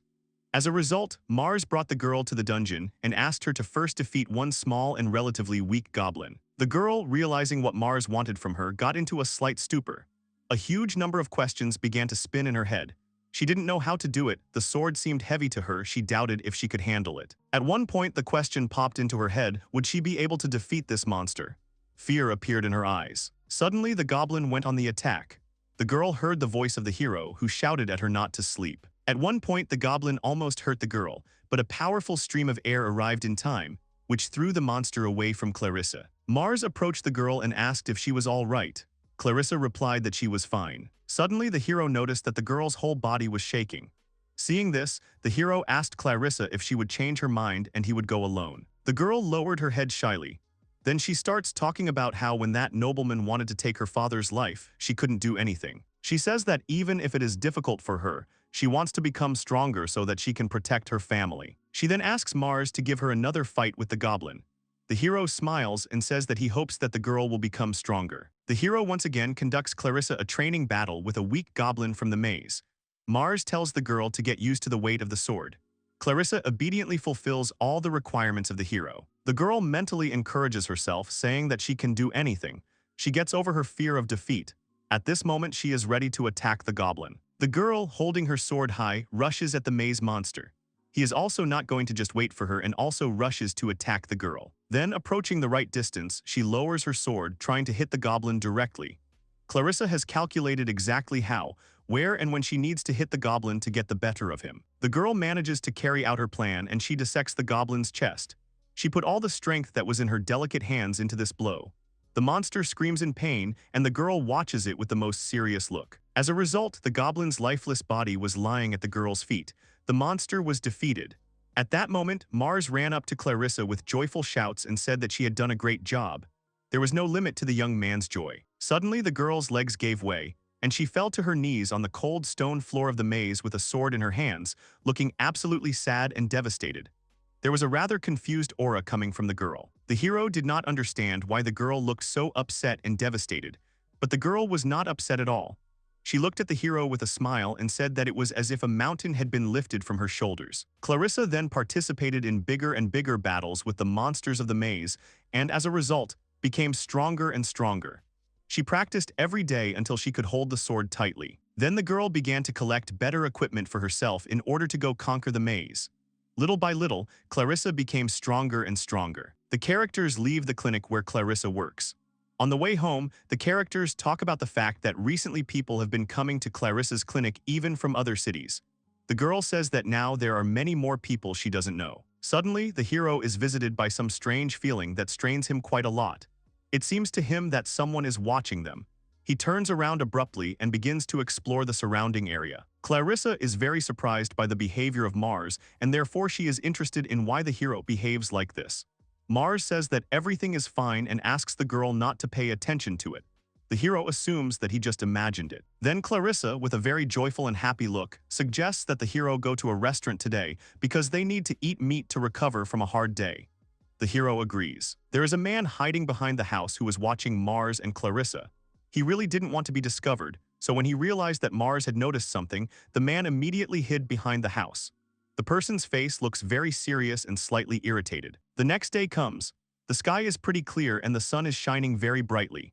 The heroes go back to the maze so that Clarissa can practice again, but with a stronger opponent to improve her skills. Mars says that now Clarissa should have the strength to beat the Goblin General alone. The girl against the background of this giant seems very tiny, and at first glance it may seem that she will not be able to defeat this monster. The girl immediately remembers that you need to keep your distance from large opponents, so immediately increases it between yourself and the monster as quickly as possible, so as not to give the enemy a head start and time to attack her first. Having reached the desired distance, Clarissa prepares to attack the enemy. At the moment when the goblin begins to approach her, the girl loads the bow and prepares to attack him, having already decided by that time on which points she will beat the monster. Then she turns to her opponent and decides to blind him with an arrow fired from a bow. Her aim was quite accurate, as she had already learned how to handle a bow and arrow during her training. The arrow hit right on target, piercing the monster's left eye. The monster howled from the indescribable pain that such a fragile girl could inflict on him. Then the girl decided to make the Goblin General lose his balance with another arrow. Clarissa fired an arrow straight into the monster's leg, then into the shoulder joint and then into the hand.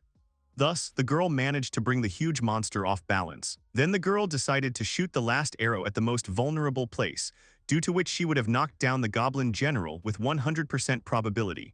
This vulnerable spot turned out to be the monster's head. Clarissa's arrow flew exactly on target, sending the Goblin General into the peaceful realm of dreams. All the time that Clarissa was fighting against the Goblin General, Mars was watching the girl, analyzing her every move. He was very happy about her victory over the goblin. Then Clarissa realized that she was still able to whitewash such a strong opponent on her own. There was no limit to her happiness. There was a winning smile on the girl's face. Then the heroes go to celebrate Clarissa's victory over the Goblin General.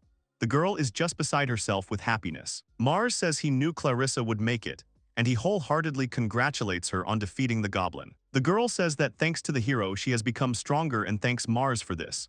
The hero responds in kind. He then suggests that she return home and rest. She agrees and they go home. There they eat very tasty sandwiches. Clarissa devours them with great appetite. The hero wonders if Clarissa is very hungry. The girl replies that she has spent a lot of energy, that's why she is hungry. The hero nods understandingly. And then he looks at Clarissa as if mesmerized. He thinks that tomorrow they will move into the maze and therefore these fun days will come to an end. Suddenly, the girl notices the hero's gaze and asks why he is looking at her like that.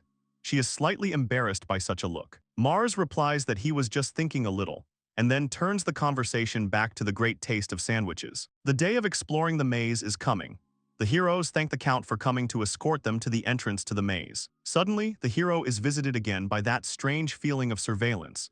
Mars abruptly raises his head up to check the area around them. He then turns to the Count to ask if he feels they are being followed. Then the hero adds that the first time such a feeling visited him for a long time, but today it is especially strong. To this, the Count replies that he has already taken care of this problem, and Mars needs to focus on conquering the maze. The hero agrees with the Count but thinks to himself that something seems to be happening. But now he makes conquering the maze a priority for himself. Then a squad of knights, along with the heroes and the Count, enters the maze. There begins a fierce battle of people against the monsters of the maze. The Count gives the order to his men to attack the monsters, sparing no effort. Then he turns to Mars and says that he and his people will stay here, and he leaves everything else to the heroes. Mars agrees and he and Clarissa hit the road. The further they move through the maze, the more ferocious monsters they encounter on the way. But the heroes are not afraid of difficulties and they easily overcome them. As a result, when they get to the boss's room, most of the monsters have turned into a pile of lifeless bodies. Mars asks the boss to leave it to him and Clarissa agrees. Then they enter the boss's room. He sits quite calmly on the throne, thinking that some boy does not pose any threat to him. Then the hero begins to act against the goblin boss, namely their king. The monster accepts the challenge of Mars and even rises from the throne. Clarissa watches with a clear degree of concern as Mars is about to take the fight from the Goblin King. She thinks that this boss is much higher level than the goblins they have met. The Goblin King is starting to approach, but Mars decides to cause a tornado and directs it towards the Goblin King, who is immediately taken out of the battle. So Mars comes out victorious. Clarissa stands completely shocked at how easily the hero dealt with the Goblin King. The hero says that they have conquered the maze, now they can return back to the city. The action is transferred to the manor of Barnum Damsa. He sits in his magnificent and luxurious armchair and thinks that his plan is just perfect, and therefore Count Beetle will be finished. The Baron thinks that with his own money, he has hired 200 mercenaries who will easily deal with Count Beetle's knights. And thus Baron Dames plans to stage a coup. Sitting in his chair, the Baron laughs loudly and says that he will become the ruler of this city. Suddenly, he hears a knock on the door and wonders if they have already come with a report on Count Beetle. He opens the door and loudly asks if the knights were killed. Then his face turns pale abruptly and the Baron himself is speechless. In front of him stands none other than Count Beetle himself. The man perfectly heard the Baron's speech, so you can perfectly understand how angry he is by his face. He stands contemptuously, looking at the Baron, and behind him are his knights, whom Dames ordered to be killed. The action is transferred back to the maze. Mars and Clarissa come out of it. They are met by a guard left by Count Beetle. He thanks the heroes for their work and then asks how things are going in the maze.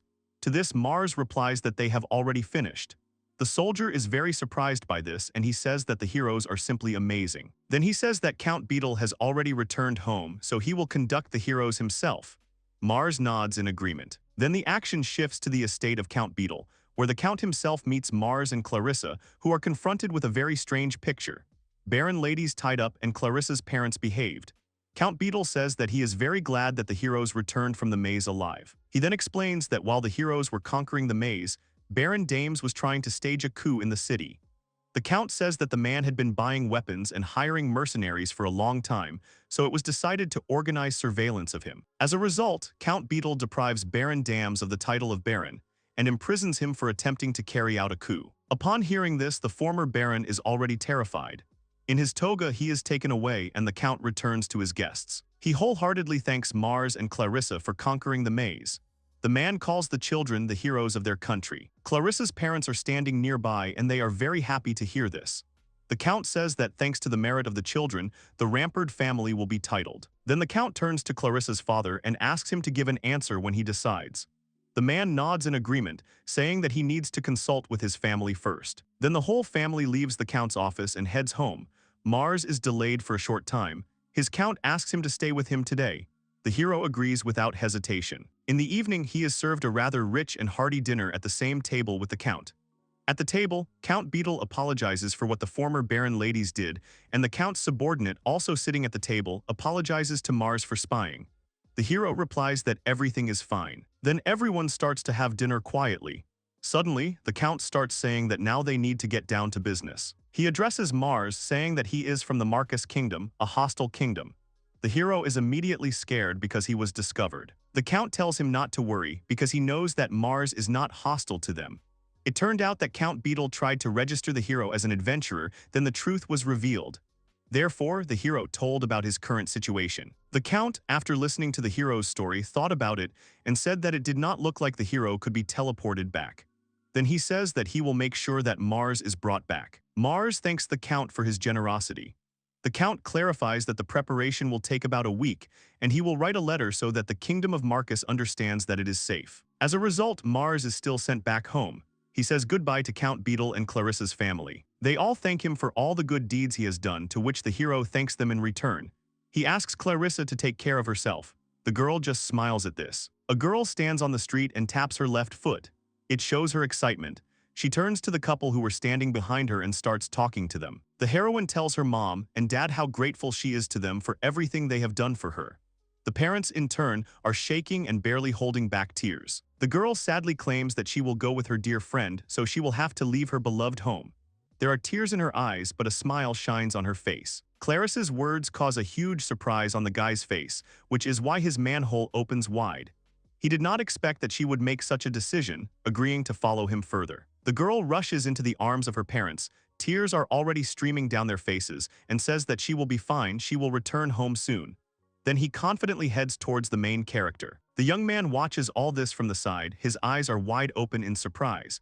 Tears are ready to roll down his cheeks because he is so moved by the scene but confirms that they can go. Mars, who is already ready to start driving the horses, informs them that they are ready to go.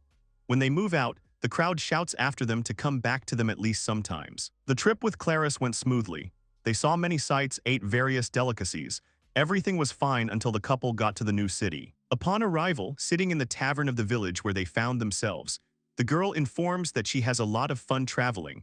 The guy replies that it is even more fun with her. Here Mars turns to some kind of loud scream. He notices that a breathless, mustachioed man who suddenly ran into the tavern informs him that he has an urgent quest. The outraged stranger continues to impatiently broadcast that he urgently needs to find an escaped slave. He says she ran away to the monster forest and they can't find her there. Visitors begin to wonder if this lost slave was somehow special. Such a question makes a man get annoyed and he bites his lip in excitement. The man, whose clothes were expensive enough for such a modest place, raises his head and, clenching his fists, confidently informs that the lost girl is an elf. A pair of travelers, consisting of a young man and a girl, hear that a stranger is ready to pay 100 gold pieces and imploringly asks someone to take on this task. The main character, smiling, looks at his companion and informs them that it's time for them to pack up and leave. At the next table, he hears a man say that such a high reward is very interesting. The innkeeper continues to argue that they will have to go to the monster forest if they agree to this task, and it is dangerous even for a B-rank group there. A man with a ponytail on his head rises up and says that money is, of course, important, but life is much more important. A man in a fur coat with a black collar looks very upset because no one agreed with his task.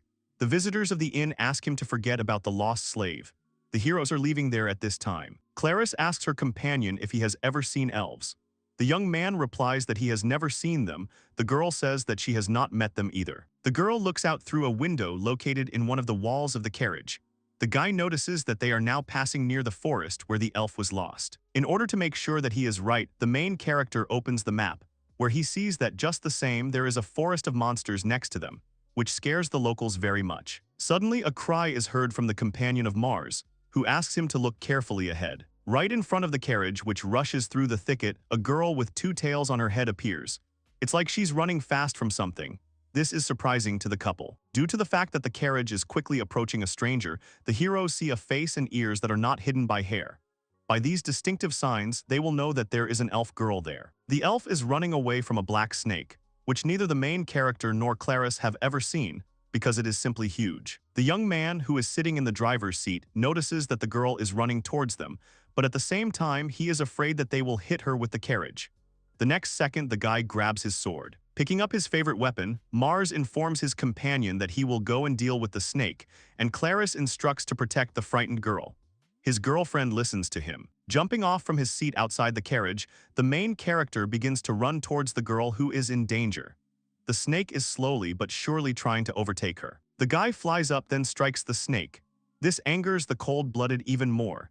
She turns her muzzle at the young man and her huge mouth appears in front of the heroes. The young man jumps to the ground, but then bounces off and runs further into the forest in order to take the snake away from the girl running away from her, who, in turn, hurries to the carriage. The main character barely manages to dodge his opponent's deft punches. He covers himself with his edged weapon. Then Mars starts running away with an expression of huge confusion on his face. The snake, of course, follows him with a crazy expression in his eyes. The snake shoots venom forward. The young man quickly manages to deviate from it. The next second, the guy, turning back, sees that the substance that the animal spat out melted the wood. The main character does not understand why his wind blade does not work on this monster. The snake begins to gather in rings and look closely at its opponent. The guy swears. Mars uses his ability, which is called the Eye of Heaven, so that he sees all the characteristics of the infernal snake. He realizes that they are higher than the Goblin Kings, so he will have to use stronger skills. The next second, an arrow flies into a huge black snake, which surprises both the animal and the hero fighting it. The guy looks around and sees that Clarice has come to his aid. The girl continues to shoot arrows from her weapon. Her friend warns that the snake is releasing poison from its mouth, so you need to be careful, and then asks to buy time for him, to which the girl agrees. The snake starts attacking Clarice, and there in turn tries to escape from her. The main character, sticking his sword into the ground, watches these actions and begs her to hold out a little longer. Mars concentrates, and invoking his inner magic causes a small stream of flame in one hand and a small tornado in the other. Such a flow of magic distracts the snake. The cold-blooded animal changes the course of its movement and starts attacking the guy again. He thinks that he needs a little more time, a little more, and he will be able to use his power to the fullest.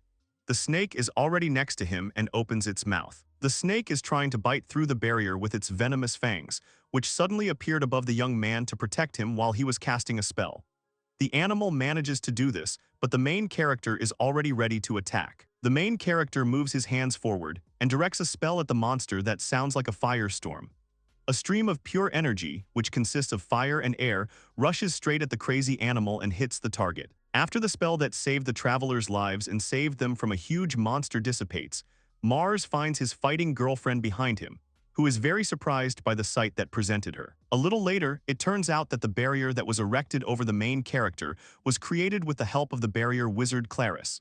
The guy claims that thanks to him, his life was saved. The girl, shyly raising her hand to her face, which already had a bright pink blush, says that of course it was a desperate step, but she is happy that she succeeded. After the excitement of the battle fades, the young man asks where his companion has put the elf. The girl, in turn, replies that she hid it in the carriage, to which the young man responds with understanding. The couple is heading towards the carriage. As soon as the carriage door swings open, the heroes are confronted by a girl whom they have safely protected from a huge snake-like monster. Claris asks if the elf is hurt. The girl, who huddled into a ball, pulling her knees to herself, was sitting near another wall of the transport, trembling and anxiously asking if her rescuers would return her back to the merchant. The elf covers herself with her bruised hands and says with tears in her eyes that she doesn't want to go back there. Her words turn into hysteria. Travelers look at it and say that they are not going to return it. The blonde traveler approaches the girl they saved, which scares her a little. But then the victim asks if what they are saying is true. Claris reports that they are indeed telling the truth. The elf, feeling joy, rushes into the arms of her new friend, who, paired with her friend, saved her. The young man looks into the carriage and sees that his companion is very surprised by what is happening. Claris, with a smile on her face, asks what is the name of the girl who was saved by them earlier, who, still burying herself in the girl's chest, answers, her name is Misha. The traveler asks to tell the story that happened to Misha. She began to say that the man whom the characters had previously seen at the bar said he would take her to her mother, but later kidnapped her. The elf continues to be in the arms of her new acquaintances and says that she really wants to go back to her mother. The young man, after getting down on one knee in front of the emotional girls, informs them that everything has been decided. The guy attracts his attention, then claims that they will find her mother together, which causes gratitude from the girl. She lifts her tear-stained face up and says that she was just saved, then thanks them again. A couple of the main characters who helped Misha introduce themselves by giving their names. They think that now a goal has been added to their goals in the form of finding Misha's mother. The carriage stops in the middle of the forest, after which the heroes get out of it. The guy, looking at the elf they saved, says that she needs to be washed first because there is dirt and bruises on her body. The young man uses earth magic, after which a structure similar to a small pool begins to grow directly from the soil. Then he uses water magic, filling the pool, then heats the water with fire magic. The main character looks at the result of his labors with satisfaction and, turning to the girls, says that the bath is ready. They really like what they see in front of them. The girls begin to undress. Claris and the girl who was rescued earlier are sitting relaxed and enjoying the warm water. The young heroine is surprised that she and her rescuers are the same age. The traveler confirms her words and says that this is why they can be addressed freely without resorting to respectful words. He sat in silence for a while, and the adventurer asks Misha a question, asks what kind of person her mother is. The girl replies that her mother is a B-rank adventurer, and she is also very strong and beautiful. After a moment's hesitation, the elf says that, by the way, she didn't have to, but her savior has the same big breasts as her mother. The main character hears all this conversation, who is standing near the building at this time, guarding the perimeter. Misha changes into the clothes that Claris gives her. She reports that the clothes look pretty cute, although they are a little bigger than she usually wears, but everything is fine. The girl runs up to the main characters and thanks them cordially, after which they get into the carriage and set off on their way, because it will soon begin to get dark. After the travelers have reached the nearest city, they realize that they have reached the destination that Count Beetle asked them to avoid. They look around and realize that there is clearly nothing for children to do there. The main character, walking through the streets, and seeing that they are filled with very suspicious people, remembers that their way here lay through a forest of monsters, as well as dangers waiting for them near the city. Suddenly, a one-eyed stranger turns to the guy from the right side who hands him a sword. He asks if the young man is a knight's apprentice and offers him to buy a sword for 10 gold pieces, saying that it is a masterpiece. The guy says that he does not have any money with him, so he refuses to buy, but the old man asks him not to miss such a chance. After that, Mars begins to run away. The unknown, throwing it over his shoulder, thinks that it is impossible to run away from such luck. The main character comes to one of the establishments where you can get a task. He turns to the makeshift reception desk and says that he would like to take a quest, as well as find out where to spend the night in the city. The man immediately answers him that there are no quests. The young man is informed that the hotel is located across the street. After receiving this information, the guy thanks the woman. All this is being watched by two men who are surprised that the hero is very small for an adventurer. Walking through the streets, the main character realizes that he is being watched. Then he hears someone distracting him by calling him small. He turns around and sees that behind him is the crook who offered to buy him a sword and two strangers. The old man complains that the young man still missed his chance to buy a weapon, to which the guy replies that, even after persuasion, he will not buy it and asks for forgiveness. The stranger starts shouting at him, saying that he is not being listened to attentively. With a sixth sense, the guy realizes that someone is approaching him from behind. In order to avoid being caught, the young man makes a high jump, leaving the hands of the enemy. The next second, the guy puts his feet in the face of a man with an eye patch and makes a push, after which he begins to fly over two huge people who tried to grab him and lands behind them. One of the bald men notices that the guy moves quite well, and the second says that he can be sold profitably at auction. Men conclude that you can make a big jackpot by grabbing it. The young man stands in a fighting pose. The main character, clutching his edged weapon tightly in his hands, thinks that he needs to return to his girlfriend as soon as possible. One of the hairless strangers brings a sword to his own neck and begins to swing, saying that the young man does not resist, and then the two girls they found nearby will not be lonely. Mars realizes that we are talking about Clarice and Misha. He throws his sword to the ground and agrees to be captured by them. The guy says he will be obedient, then asks them to let him meet the girls. One of the robbers begins to carry a bag over the young man's head. He says the guy made a great move and praises him. The next second, a bag of cotton falls on the young man's head and shoulders. The two bald men who captured Mars with threats report to Hyde, their ringleader, saying they brought great merchandise. The man with the crazy look says that they did a good job and that the night auction will be great. The boss, sitting at the table in his office, says to take the caught prey to his room. Two huge men obediently obey his orders. Then the guy is led through the corridors to the rooms allocated for him. The main character, opening the door, is pushed into the room. After he gets inside, the door slams behind him, and an order is heard from outside the room that he should not touch his familiar girls with a finger. Both the elf girl and the young man's combat friend are very happy to see him. They jump up from their seats and say their friend's name. He, in turn, asks if they are injured. The girls sit down on the bed again and answer that they are all right, because in the place where they got to, the goods they turned out to be treated well enough. Mars says there's something good about it. Clarice apologizes to her comrade-in-arms for getting caught so stupidly.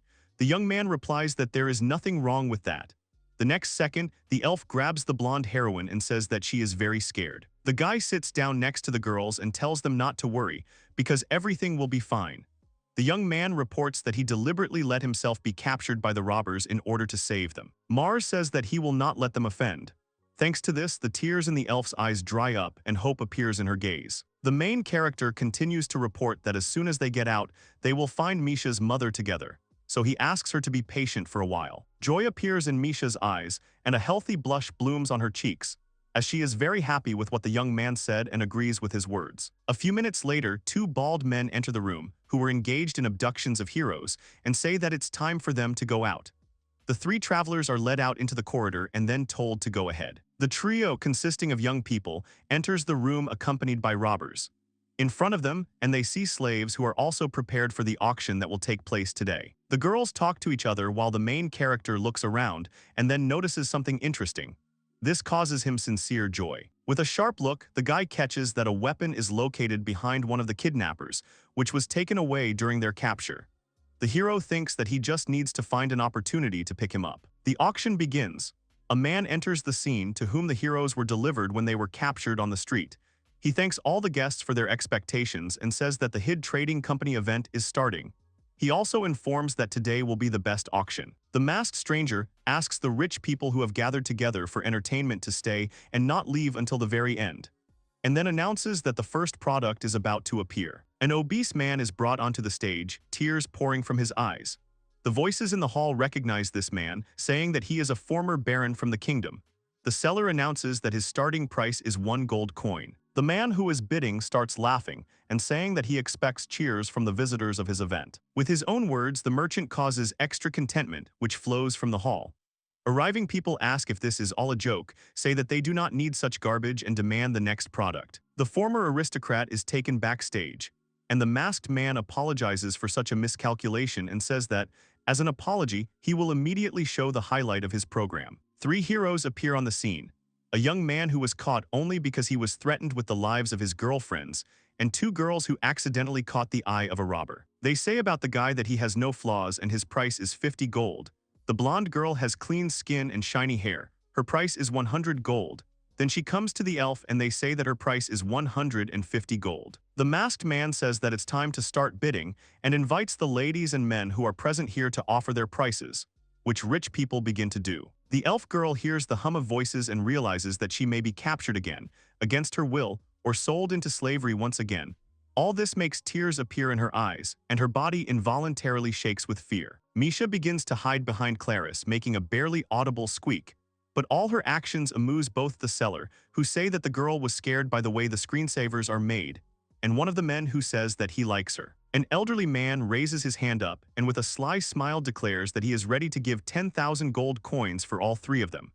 This causes great surprise to the whole audience because the amount is huge, so no one can surpass it. People start crowding around a man who is willing to spend fabulous money for the company of such bizarre people. But then everyone hears a voice that screams and asks them to stop the bidding. The guests see the doors open, and there appears a man who made an order at the tavern in order for someone to find a girl who got lost in the forest of monsters. He, standing in the company of his guards, declares that this elf belongs to him. A man in an expensive fur coat, veins standing out on his forehead from tension and aggression, and his eyes narrowed, shouts in anger with a crazy expression on his face that Mr. Hyde has taken what belongs to him. The mustachioed hero gives a command to his subordinates and shouts words to them that they must take what belongs to him by right. And the man who owns the auction, in turn, directs a crowd of his robbers to attack and asks them to stop him. 2 such different gangs are directly opposite each other. Cunning and aggression are clearly visible in their eyes. They stand in fighting positions, their weapons are already ready, and the leaders shout the names of their opponents, after which the battle begins. A young man and 2 girls traveling with him are watching the battle. With his eyes wide open, he realizes that such a mess is a great chance to escape. 2 groups of rivals throw at each other. They stand up in pairs and start fighting with swords, axes, anything they can master. So far, no one is winning this battle, as the forces of the opponents are almost equal. The main character, eyes wide open, watches all these actions that are happening in the hall, where tables were previously placed exactly, at which rich people who came to the auction sat. Young people look at all this, still standing on the stage with their hands tied, and think that such a large-scale battle broke out very suddenly. They see a mustachioed man and a masked man starting to verbally attack each other. People who had previously participated in the auction offered their price for the trio of young people, ask what is going on here and start running away so that they get the blows. The main character realizes that no one notices them anymore. The young man uses magic to untie the ropes that held his hands behind his back and realizes that they had a chance to escape. But then one of the robbers enters, who says that they need to take the young man and the girls. After a few seconds, the man turns around and sees that the main character has already freed himself from his shackles. Due to the fact that the man fell into a stupor, the hero manages to attack him, knocking him unconscious, knocking the weapon out of his hands. The main character bends down to take the ball, but then the weapon begins to double in his eyes. Mars closes his eyes and tries to survive an attack of severe pain. Such actions frighten Clarice, and she asks what is going on and if everything is okay with the guy. The young man pretends that everything is fine, gets up carefully and says that everything is fine, asking the girls to follow him. They agree with this. Their actions are noticed by the auction owner and shouts that they are trying to escape. The masked man, who is still standing on the stage behind the podium, looks at the fighting people and asks someone to come to his aid and detain them. But all his warriors are busy fighting. One of the bald men who brought Mars and his friends to these auctions fights with a man in a headdress, then says that he has not had such a fun battle for a long time. His opponent realizes that he is already at the limit. The hairless stranger strikes with a sword for the last time and, as if laughing, says goodbye. The second bald man says he's finished and gets rid of the opponent with one blow. The men who are on the side of the stranger, who is the master of the bidding, say that the battle was too easy, and the rivals were big and weak, and they could not resist the magic of sleep. A man with a mustache and an expensive coat notices that all his warriors are unconscious. This surprises him greatly, and then his face becomes very angry, after which he calls them useless people. A stranger asks for a favor from a bully in a raincoat. He asks if everything will be all right if his rivals will never be able to fight again. His employer answers this question positively and hands him a huge bag of money. After the warrior removes the hood, the scars that dot his face completely become visible. He says that he won't touch those who run away from him, but if someone stays, they should start praying. The people who stayed after the battle think that the giant is strong enough. Just the sight of him makes the old man with a bandage on his face horrified. An elderly man in a state of shock at the sight of his opponent begins to shout a command, during which his men must complete the formation. Bald men obey him and come forward, getting into fighting poses and preparing cold steel. A huge man immediately guesses the tactics of the enemy. He realizes that the two in the vanguard are blocking the enemy's movement. The magician is preparing a spell, and the last man protects the magician while he is defenseless. The bully sees that two bald men begin to approach him, who look similar enough to each other to mistake them for brothers, whose movements are very coordinated with each other. The guy, whose face is covered with scars, throws a money bag in his hands, which was given to him by the customer, thinks that such a tactic would work if he were a monster. After that, he throws a money bag directly at the magician casting the spell. The next second, a huge man quickly approaches two hairless rivals who are still trying to attack him. He asks where they are looking. One of the bald men tells his teammate to cover him while he attacks his opponent. His colleague agrees with this tactic and begins to fly at the enemy, whose eyes become insane, the capillaries in them burst. The bandit who took over the distraction cannot cope with his opponent's huge sword, because he pushes him away so much that he crashes into his colleague. Then they fly off the battlefield together. An old man with a bandage on his face opens his mouth in surprise, because a huge man defeated the whole group in an instant without letting himself be touched with the tip of his sword. He starts shaking and doesn't know how to win. The giant starts running at the gray-haired man, which only scares him, which is why he recoils and tries to leave the battlefield with a scream and tears in his eyes. A huge man knocks his opponent into the ground with one blow. His actions are monitored by the main character, who took on the battle with other robbers, as well as his client and the commander of the opposite side. A small crater remains in the hall where the tables were previously set up and the auction was going on after a ferocious ball strike. The giant realizes that Jito's quest is over. The warriors run away from him, shouting that he is a monster. A man with a sword on the edge turns to the stage and notices a young man with a sword there. He thinks that only this guy is left, that he is also his rival. There is interest in his eyes. In one leap, a huge man overcomes the distance from the battlefield to the stage and lands right in front of the young man, who stood in a fighting pose. He wonders if he wants the same thing to happen to him that he did to his opponents earlier. The giant says he won't do anything to the main character if he gets out of his way. The guy starts to say that there was a misunderstanding, but the man interrupts him and says that his words were not a request. He does not like to offend children. Becoming more ferocious by the second, the warrior with long black hair asks the young man to leave. The young man's gaze begins to change, his pupils transform. The main character sees a strange image that shows him as if a transparent hand is waving right in front of his face.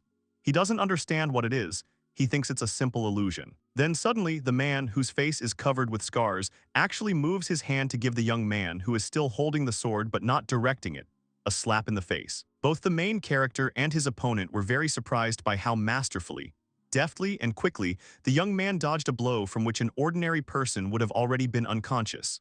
The next second, the guy noticed the illusion again. After a couple more moments, Mars saw the man moving again, although he was actually standing still. At that moment, he realized that he was seeing the future. A huge, long-haired man who had previously defeated all the bandits alone really strikes at the young man, but he, thanks to his new gift, deftly leaves the line of fire. The warrior, with great surprise in his eyes, presses his fists to himself and thinks how the young man could have dodged his attack twice already. The man realizes that this cannot be an ordinary accident. Standing in a fighting position and holding a huge black sword in his hands, which helped him eliminate more than one person, the rival of the main character asks him about who he is. The guy, after listening carefully to his words, says that he will tell him his secret if he calmly lets them go, to which the giant refuses. Such a conversation irritates Mars. The young man applies the heavenly eye to the opponent and sees his characteristics. He is surprised, because these are the highest characteristics he has ever seen. The bully in turn says that he will not let the young man go just like that. The man wraps the sword with a cloth, because he is worried about the well-being of his young rival, planning only to scare him, and then begins to strike at the young man. The young man notices that his opponent is very fast. Each subsequent blow delivered by a huge sword does not hit the main character. Because he manages to dodge, this causes surprise mixed with irritation in Kurt. The man continues to strike, swinging his giant-edged weapon, saying that this time Mars will definitely not evade his ferocious blows. The young man finally decides to lunge and attack his opponent using the sword. He had previously tried to defeat the snake in the monster forest, because he waited for the moment when the latter would duck a little. The young man fails to maneuver, and the giant man responds with a blow with his sword, but the guy still continues to hold his weapon in his hands, noticing that Kurt's sword is very heavy. The attack from the big black-haired man, whose face is covered with scars, continues, but the main character steadfastly withstands the blows and can even repel some of them. The opponent is surprised at how amazing his talent is. The man stops his attacks and stands in front of the young man. He doesn't understand why such a talented youngster helps a slave trader. Kurt says out loud that the main character is missing a huge talent. The young man is trying to catch his breath after such a hard battle. He does not understand what to do. He thinks that it is possible to escape from a man. Then the guy asks his opponent why he does not use his power for the benefit of the people. The main character's thoughts become panicked. He does not understand how he can save Laris and Misha. He keeps yelling at the scarred man and saying that he cheated and kidnapped the poor elf girl. Suddenly, the opponents notice that something is happening on the stage. The auction owner begins to slowly approach the two girls who are traveling with the young man, holding out their hands to them. The young man and Kurt simultaneously launch an attack in order to prevent the girls from being abducted from the stage. The guy uses a water blade spell, and the dark-haired warrior helps him with his huge sword. The simultaneous use of both magic and weapons turns out to be so effective that it tears the scene into two parts. Both people who took part in this look pleased with their work. Suddenly, the mercenary turns to the young man and says that he was very mistaken, informs him that he is not his enemy. He starts talking about his real client. Kurt informs that the one who actually hired him is Misha's mother, whose name is Sasha.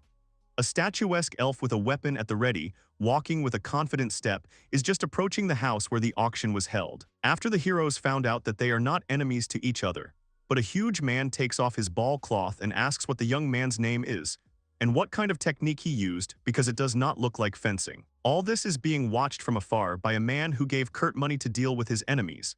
He doesn't understand why the rivals suddenly became friends. The slaver who came here for his loot, a little embarrassed, asks if his warrior could bring him an elven child.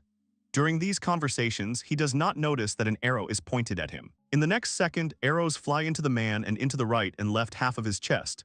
This causes him great overwhelming pain. A man in an expensive coat falls to his knees as if knocked down, and then, leaning forward, hits his forehead on the floor.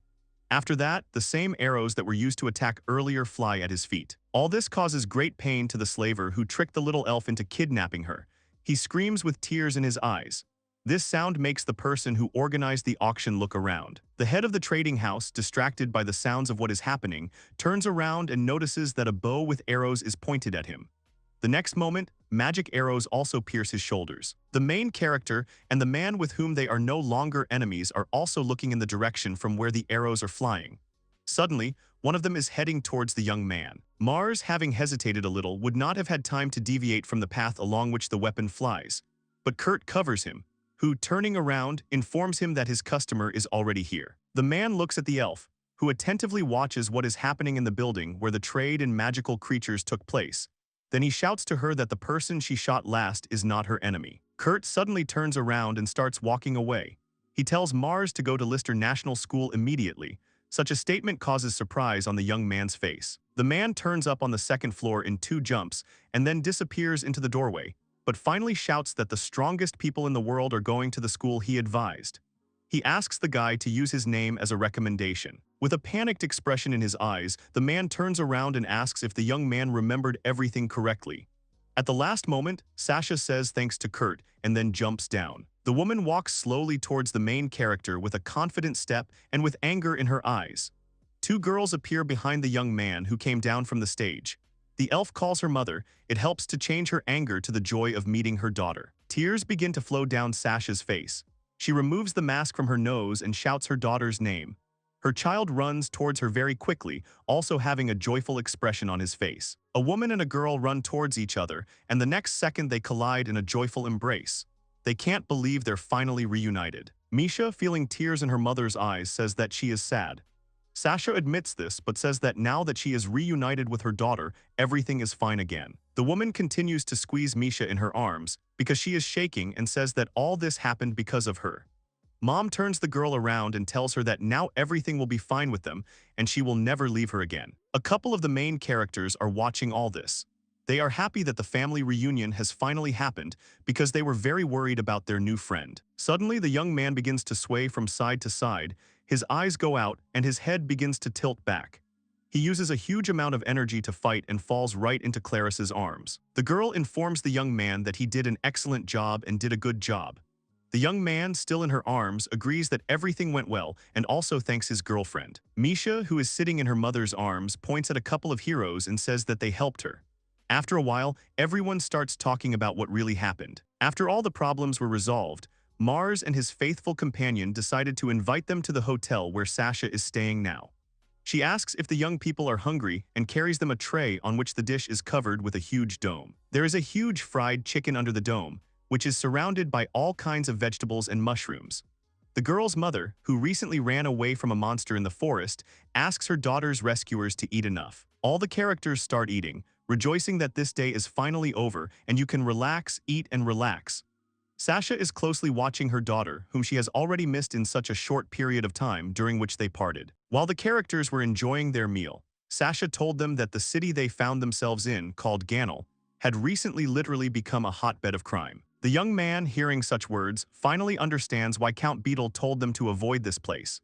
The elf, sitting opposite, reports that it is too dangerous for children in the city. The woman holds out a heavy bag tightly stuffed with money, and says that this is her gratitude for everything that a couple of travelers have done for her and her family. Sasha says that, of course, she understands that the amount in the bag is not enough for them to return her daughter, but they complain that she also spent a lot of money looking for Misha. An adult elf with enthusiasm in her eyes begins to shout that she is truly grateful to them from the bottom of her heart, because they saved the most precious thing she has, so they ask her to thank them properly. The main character reports that such a bag of money is enough for her heartfelt thanks to thank them. The guy also says that they are very glad that they met Misha. A young man and his faithful companion stand in front of a small family and begin to say goodbye to them, saying that they will miss the elf and her daughter.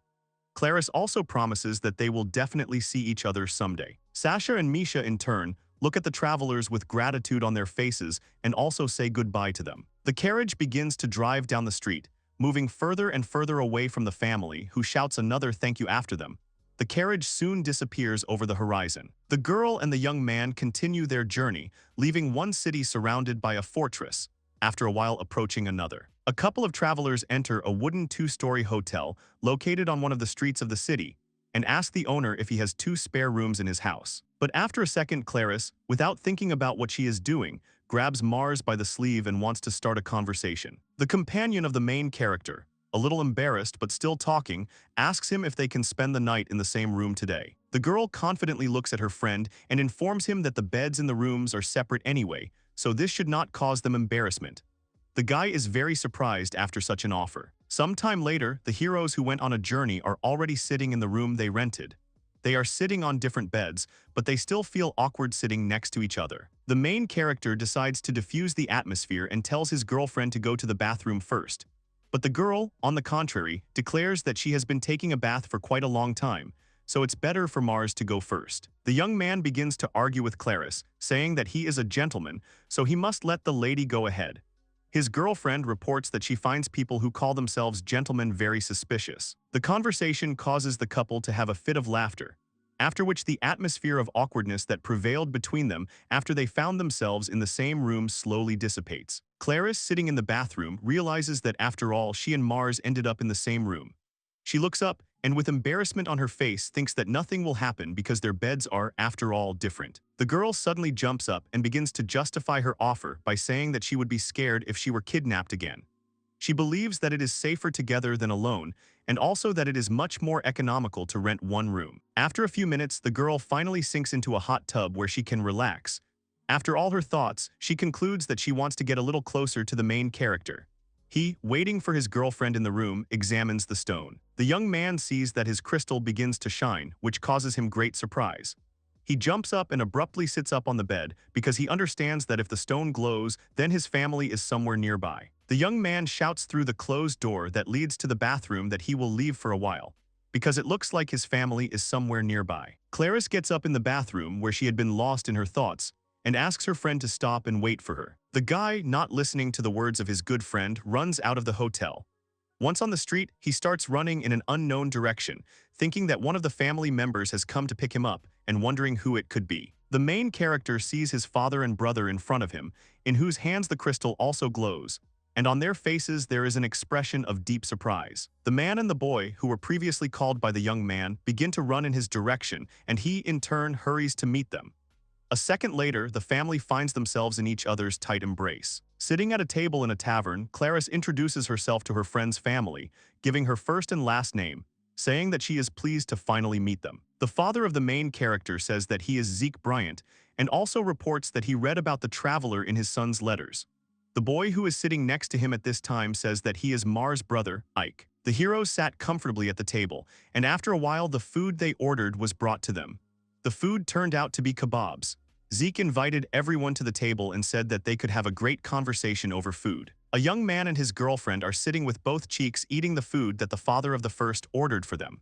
The man, in turn, enjoys a drink from a wooden mug. After the company started eating, they began to talk about what obstacles the travelers encountered on their way.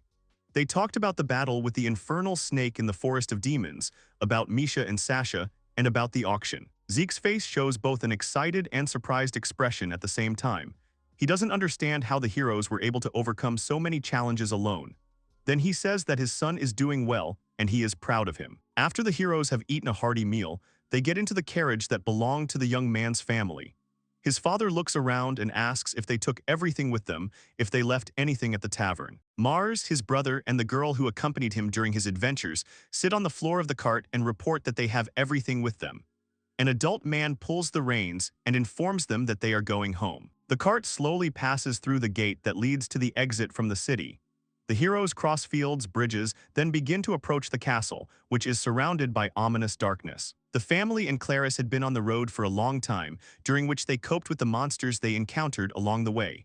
This was done by a girl who owns a bow. After she destroyed the monster, everyone praised her. Also, during the halts, the young sorceress helped the horse, which quickly got tired of such a fast pace and a long journey. After she used magic, the animal got better, and they continued to move on. The wagon was traveling across the plain when the walls of the fortress, inside which the city is located, appeared in front of them. The heroes drove inside the wall and then continued their way through the streets of the settlement. After the group of travelers reached their destination, the cart stopped, and an adult man reported that they were finally in the place where they wanted to be. The girl and the boy got out of the carriage. They stopped in front of a huge two-story house. The guy informed them that they had come to see him and told Clarice not to be embarrassed by being here. A couple of travelers noticed a woman on the porch, whose face expressed joyful surprise, and there were tears of happiness in her eyes, and a little girl who stood behind her with the same emotions. Mars and his companion were still standing, not coming close to the house, but the next moment the guy broke off and ran towards the woman who greeted them on the threshold. She, in turn, quickly walked towards him, shouting his name. The woman hugs the young man tightly, and he, in turn, buries his face in her chest. She says with embarrassment on her cheeks that she is very glad to see him back. The main character, still in the embrace, says that he is finally home and also apologizes for making her worry. A little girl is clinging to him from behind, hugging his legs. The little girl says that she is very happy that her brother is back. He confirms that he is at home and also says that his little sister has grown up a lot during the time that he has been away. The woman finally lets go of her son, then claps her hands and, addressing the girl who has been watching the family all this time, asks if she is Clarice, then introduces herself. They say that she is Mar's mother, Maria. The young sorceress bends down, sitting down a little, pretending to curtsy, after which she says that she is pleased to meet you and then tells you her name. The hero's mother repeats her movement and informs her that the girl has excellent manners. In the late afternoon, the whole family gathers at the dinner table, after which the men of the family and the little girl raise their glasses, congratulating Mars on returning home, telling Clarice that they are very glad to see her. The main character and his faithful companion, who had to leave her own family for the sake of traveling, are sitting at the head of the table. They also raise their mugs, and with embarrassment on their cheeks, cordially thank the family for such a warm welcome. After the family meal ends, but the characters are still sitting at the table, the head of the family takes the floor and asks his wife to help Clarice get comfortable at home. The woman, of course, agrees, after which the girl thanks her for such a service. Maria, with a smile on her face, informs that perhaps the young sorceress will be very unusual at first, and therefore not easy to get used to, but then everything will be fine. The girl claims that everything is fine and it does not bother her. Suddenly, his sister approaches the girlfriend of the main character and says that she is very glad to meet him. The girl rests her folded hands on a bench where a couple of travelers are sitting, puts her head on them, and hears the words that her joy is mutual. Later it becomes clear that Lena liked Clarice very much. They walk together, take a bath with great fun, and after all the entertainment they go to bed together. The young man's brother, Ike, was very absorbed in his studies, so he hardly interacted with the guest. The young man, in turn, helped his father with his work. A whole month has passed for such a daily routine. The main character received a task from Count Carmel. He asked him to clear the Almeria maze of monsters.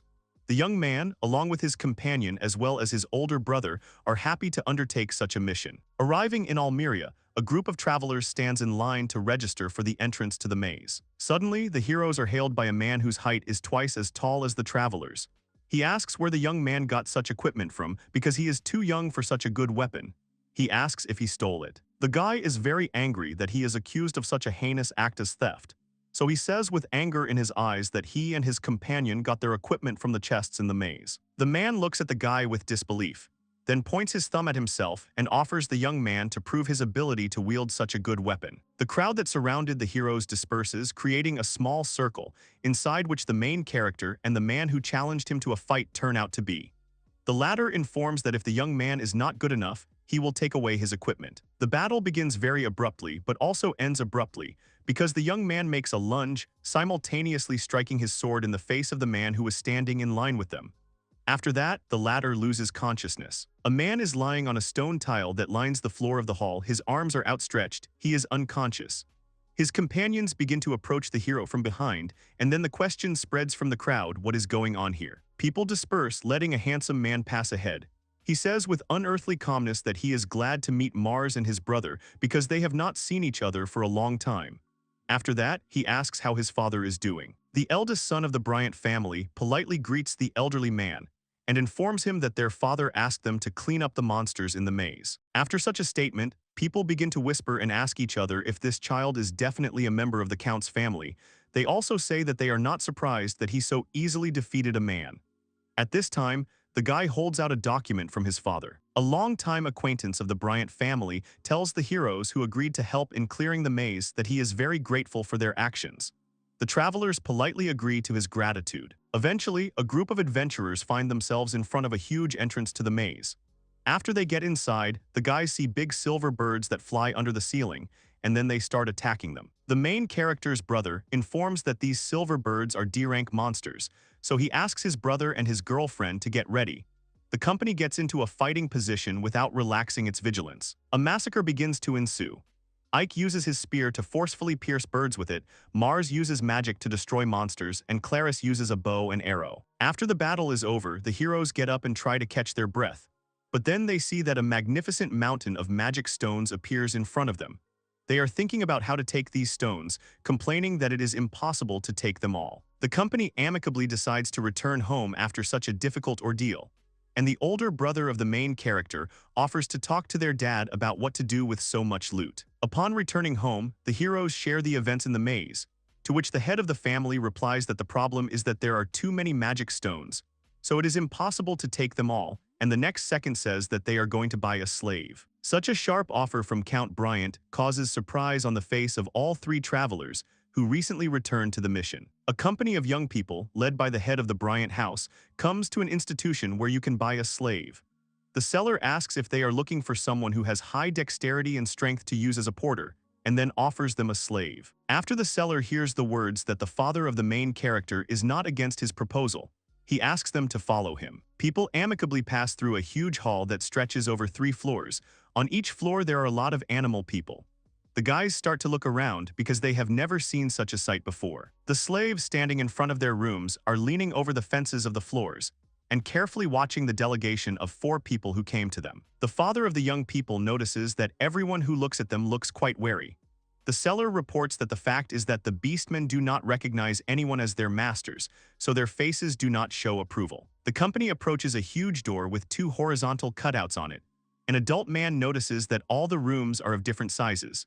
The main character slowly approaches the door and tries to look through a small crack. Looking carefully inside the room, Mars notices that a blonde man is sitting on the carpet, in a rather relaxed position, leaning on a lion, with a small bow attached to his ear. The personable man turns out to be one of the 12 dukes of the former alliance, Duke Sarence.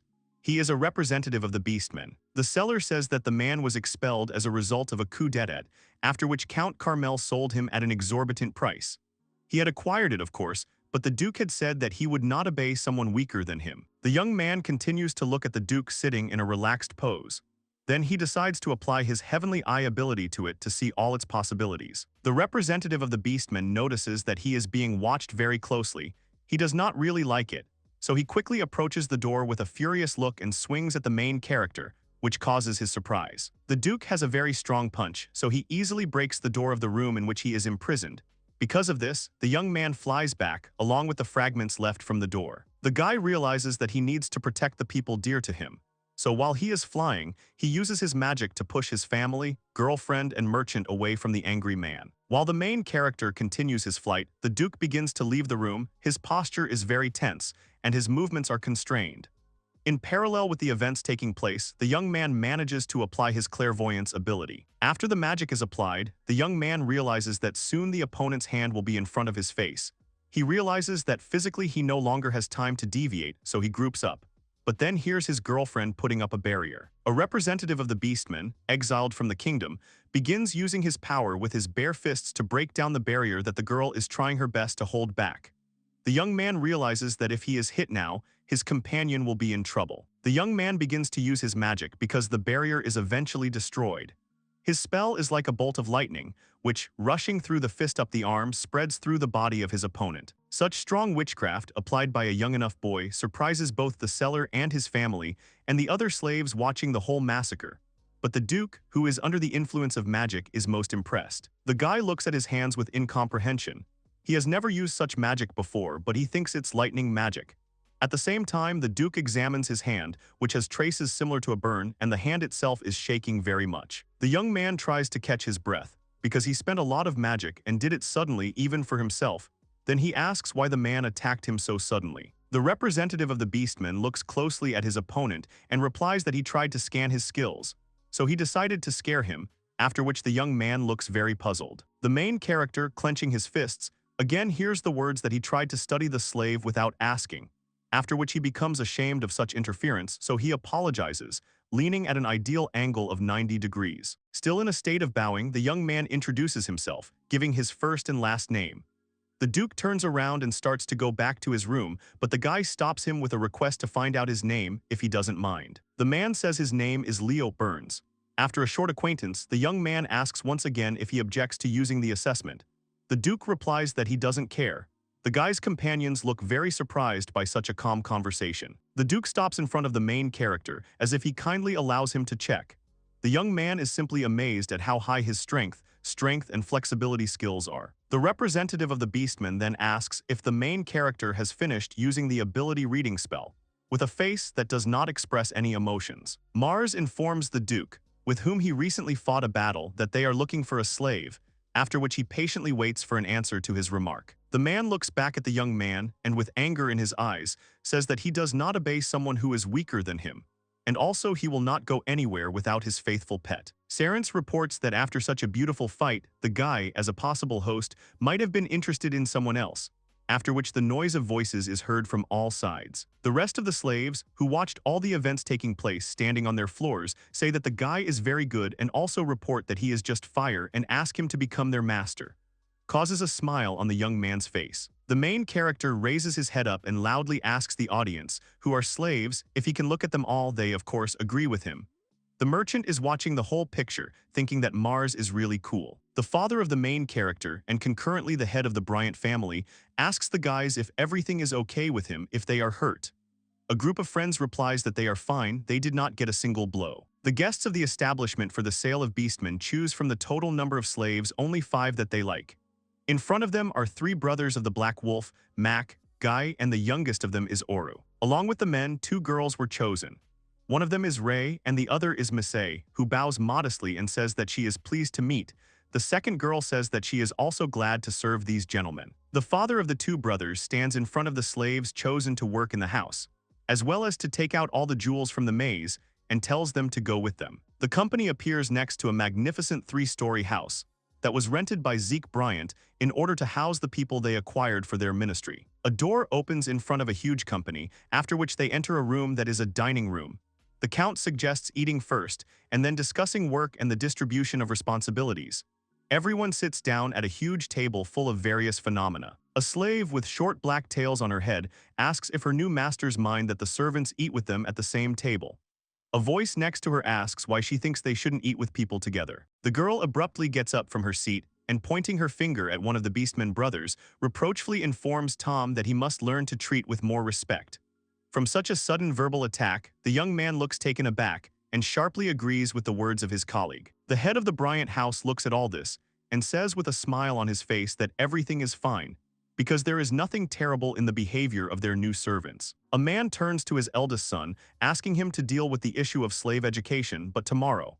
The guy enthusiastically agrees with the task assigned to him. After the heroes and the beastmen have finished eating, the father of the protagonist informs them that it is time for them to begin discussing the duties for which the slaves were acquired. The man, to begin with, talks about the most important rule of their house, which warns that slaves should not attack their masters under any circumstances. Zeke later reveals that they will move in 3 years. The head of the house informs that after the event he mentioned earlier happens, he will take 3 male beastmen with him to the dungeons, while the girls will serve in the estate. After dinner, the characters began to be distributed around the house, which was rented for a while by Count Bryant. Then they went to their rooms, having previously decided who would sleep with whom in the room. After night falls, the lights are still on in the 3-story house, and the words of the protagonist's father are heard from inside that all preparations will begin tomorrow. The 3 Beastmen brothers went to the Adventurers Guild, where they confirmed their qualifications as E-rank adventurers. When they went outside, they immediately began to brag about their titles. The dark-haired guys approach Ike and enthusiastically ask their master what they should do next. The young man replies that he will give them tasks after he sees their abilities in action. The eldest son of the Bryants family takes the slaves to the maze where they were earlier. After they were inside, the young man told them to defeat the monsters. The creatures that the slaves bought in the trading house had to fight were stone lizards, whose characteristics are quite high, but the servants of the House of Bryants are not amiss. The brothers, without hesitation, rush into battle. Abruptly taking off from their place, moving away from their masters, the emotions of the young men are very different, starting with the expressionless face of Mac, ending with the cheerful face of Guy. Everyone involuntarily chooses one creature to fight with, because the number of monsters with shells is also 3.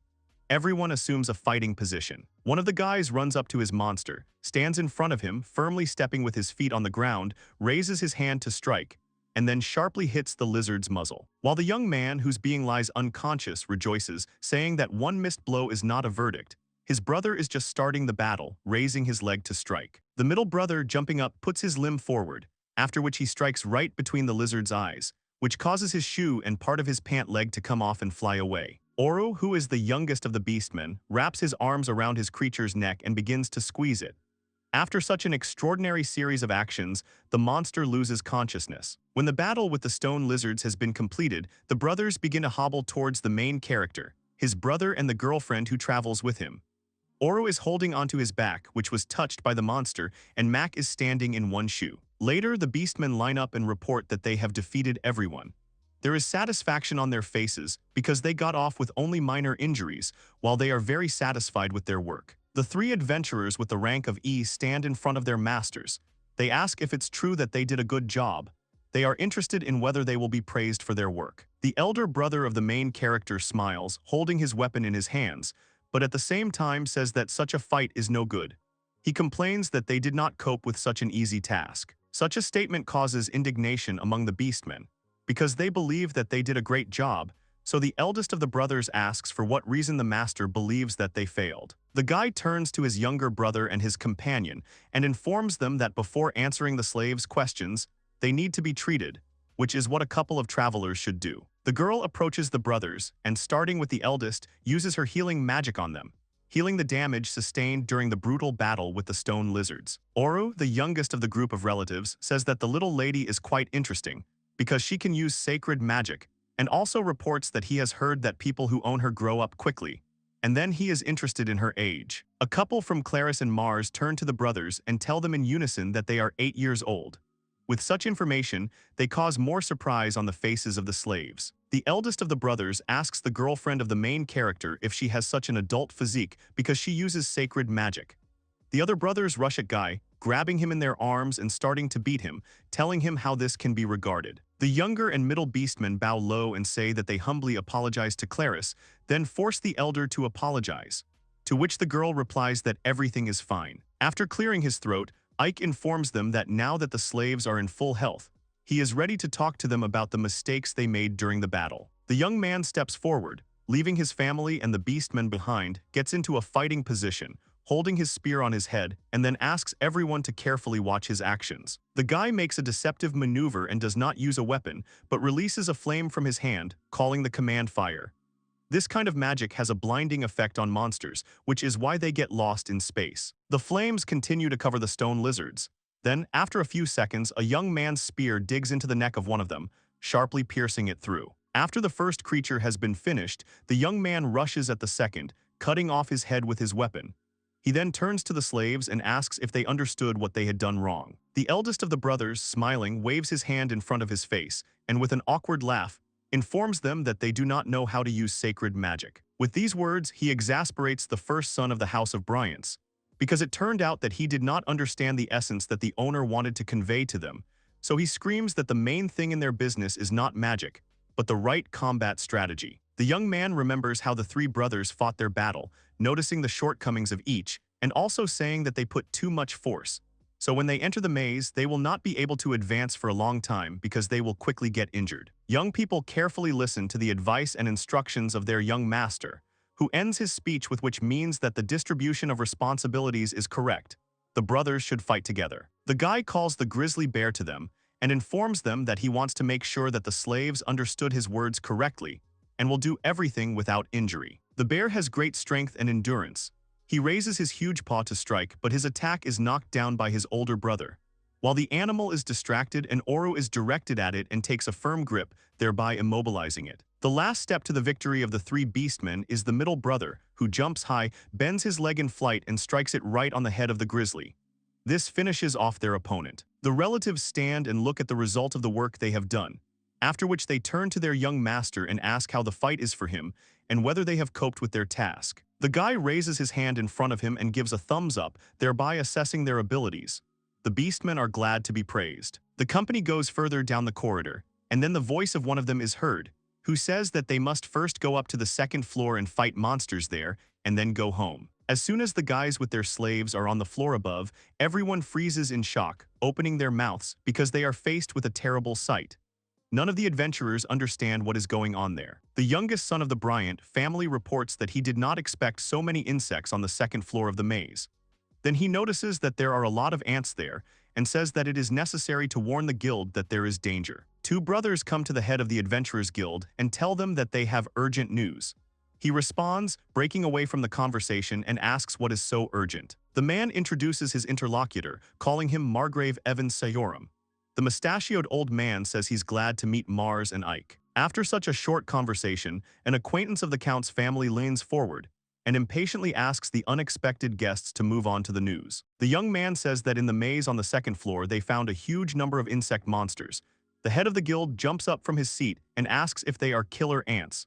This question surprises the two young adventurers. The man continues to broadcast that the monsters he is talking about devour everything around, and thanks to this they multiply rapidly. They should live in the forest of death, but for some reason they ended up in a maze. The old man complains that if the number of ants continues to grow, the maze will no longer be able to feed them. After that, the man lowers his eyes and realizes that he does not know how to cope with this problem. Several minutes pass in awkward silence. The brothers, the head of the guild, and the old man who had previously talked with an acquaintance of Count Bryant's are silent. Suddenly, the latter looks up and asks Mars and his older brother what they would do if they were in his place. This makes the boys think, but then the younger one raises his head and starts saying that he has come up with a way out of the situation. The main character reports that he would have called 3 groups from the ranks of Urgusia: Brown Shield, Blue Fangs, and Red Wings. After that, the guy continues, he would then convince to join such an improvised army of beastmen slaves. In the end, he would have called the best adventurers in the city, and it would have turned out to be a small army to fight monsters. The young man, sitting surrounded by his brother and 2 adult men, continues to tell his plan, saying that all his past proposals are not yet the final version because the most important thing remains. Confidently looking ahead, the main character informs that the presence of Mr. Burns, whom he saw in the house where slaves are sold, is absolutely necessary in this detachment. The words of the young man inspire faith in adult men, which is why they jump up from their seats to the words of the boy that you cannot give up. You need to fight with all your might to the end. After Ralph heard about the beastman's strength, which defied anyone weaker than him, he agreed to such a plan. He ordered to contact Count Bryant quickly. The next day in the early morning, an army is assembled, consisting of all the people previously named by the guy. The father and mother of the main character are standing in front of them, saying that they should start. A detachment of Brown Shield, Blue Fang, and Red Wings also gathered in one room. Mars and his faithful companion are watching all this, and the guy's brother is also with them. Their dad asks what the beastmen decided. Evan Sayoram reports that almost all the slaves who are beastmen have agreed to help destroy monsters that look like giant ants. But the Count complains that he couldn't even talk to Burns. The man turns to the main character, and looking into his eyes, says that the guy sitting in the room with the lion told him to come visit himself and try to convince him to participate in their plan. After a while, the young man is already standing in front of the open door of the cell where Burns is located. He stands in the doorway and, looking down from high, says that he thought he would never see him again.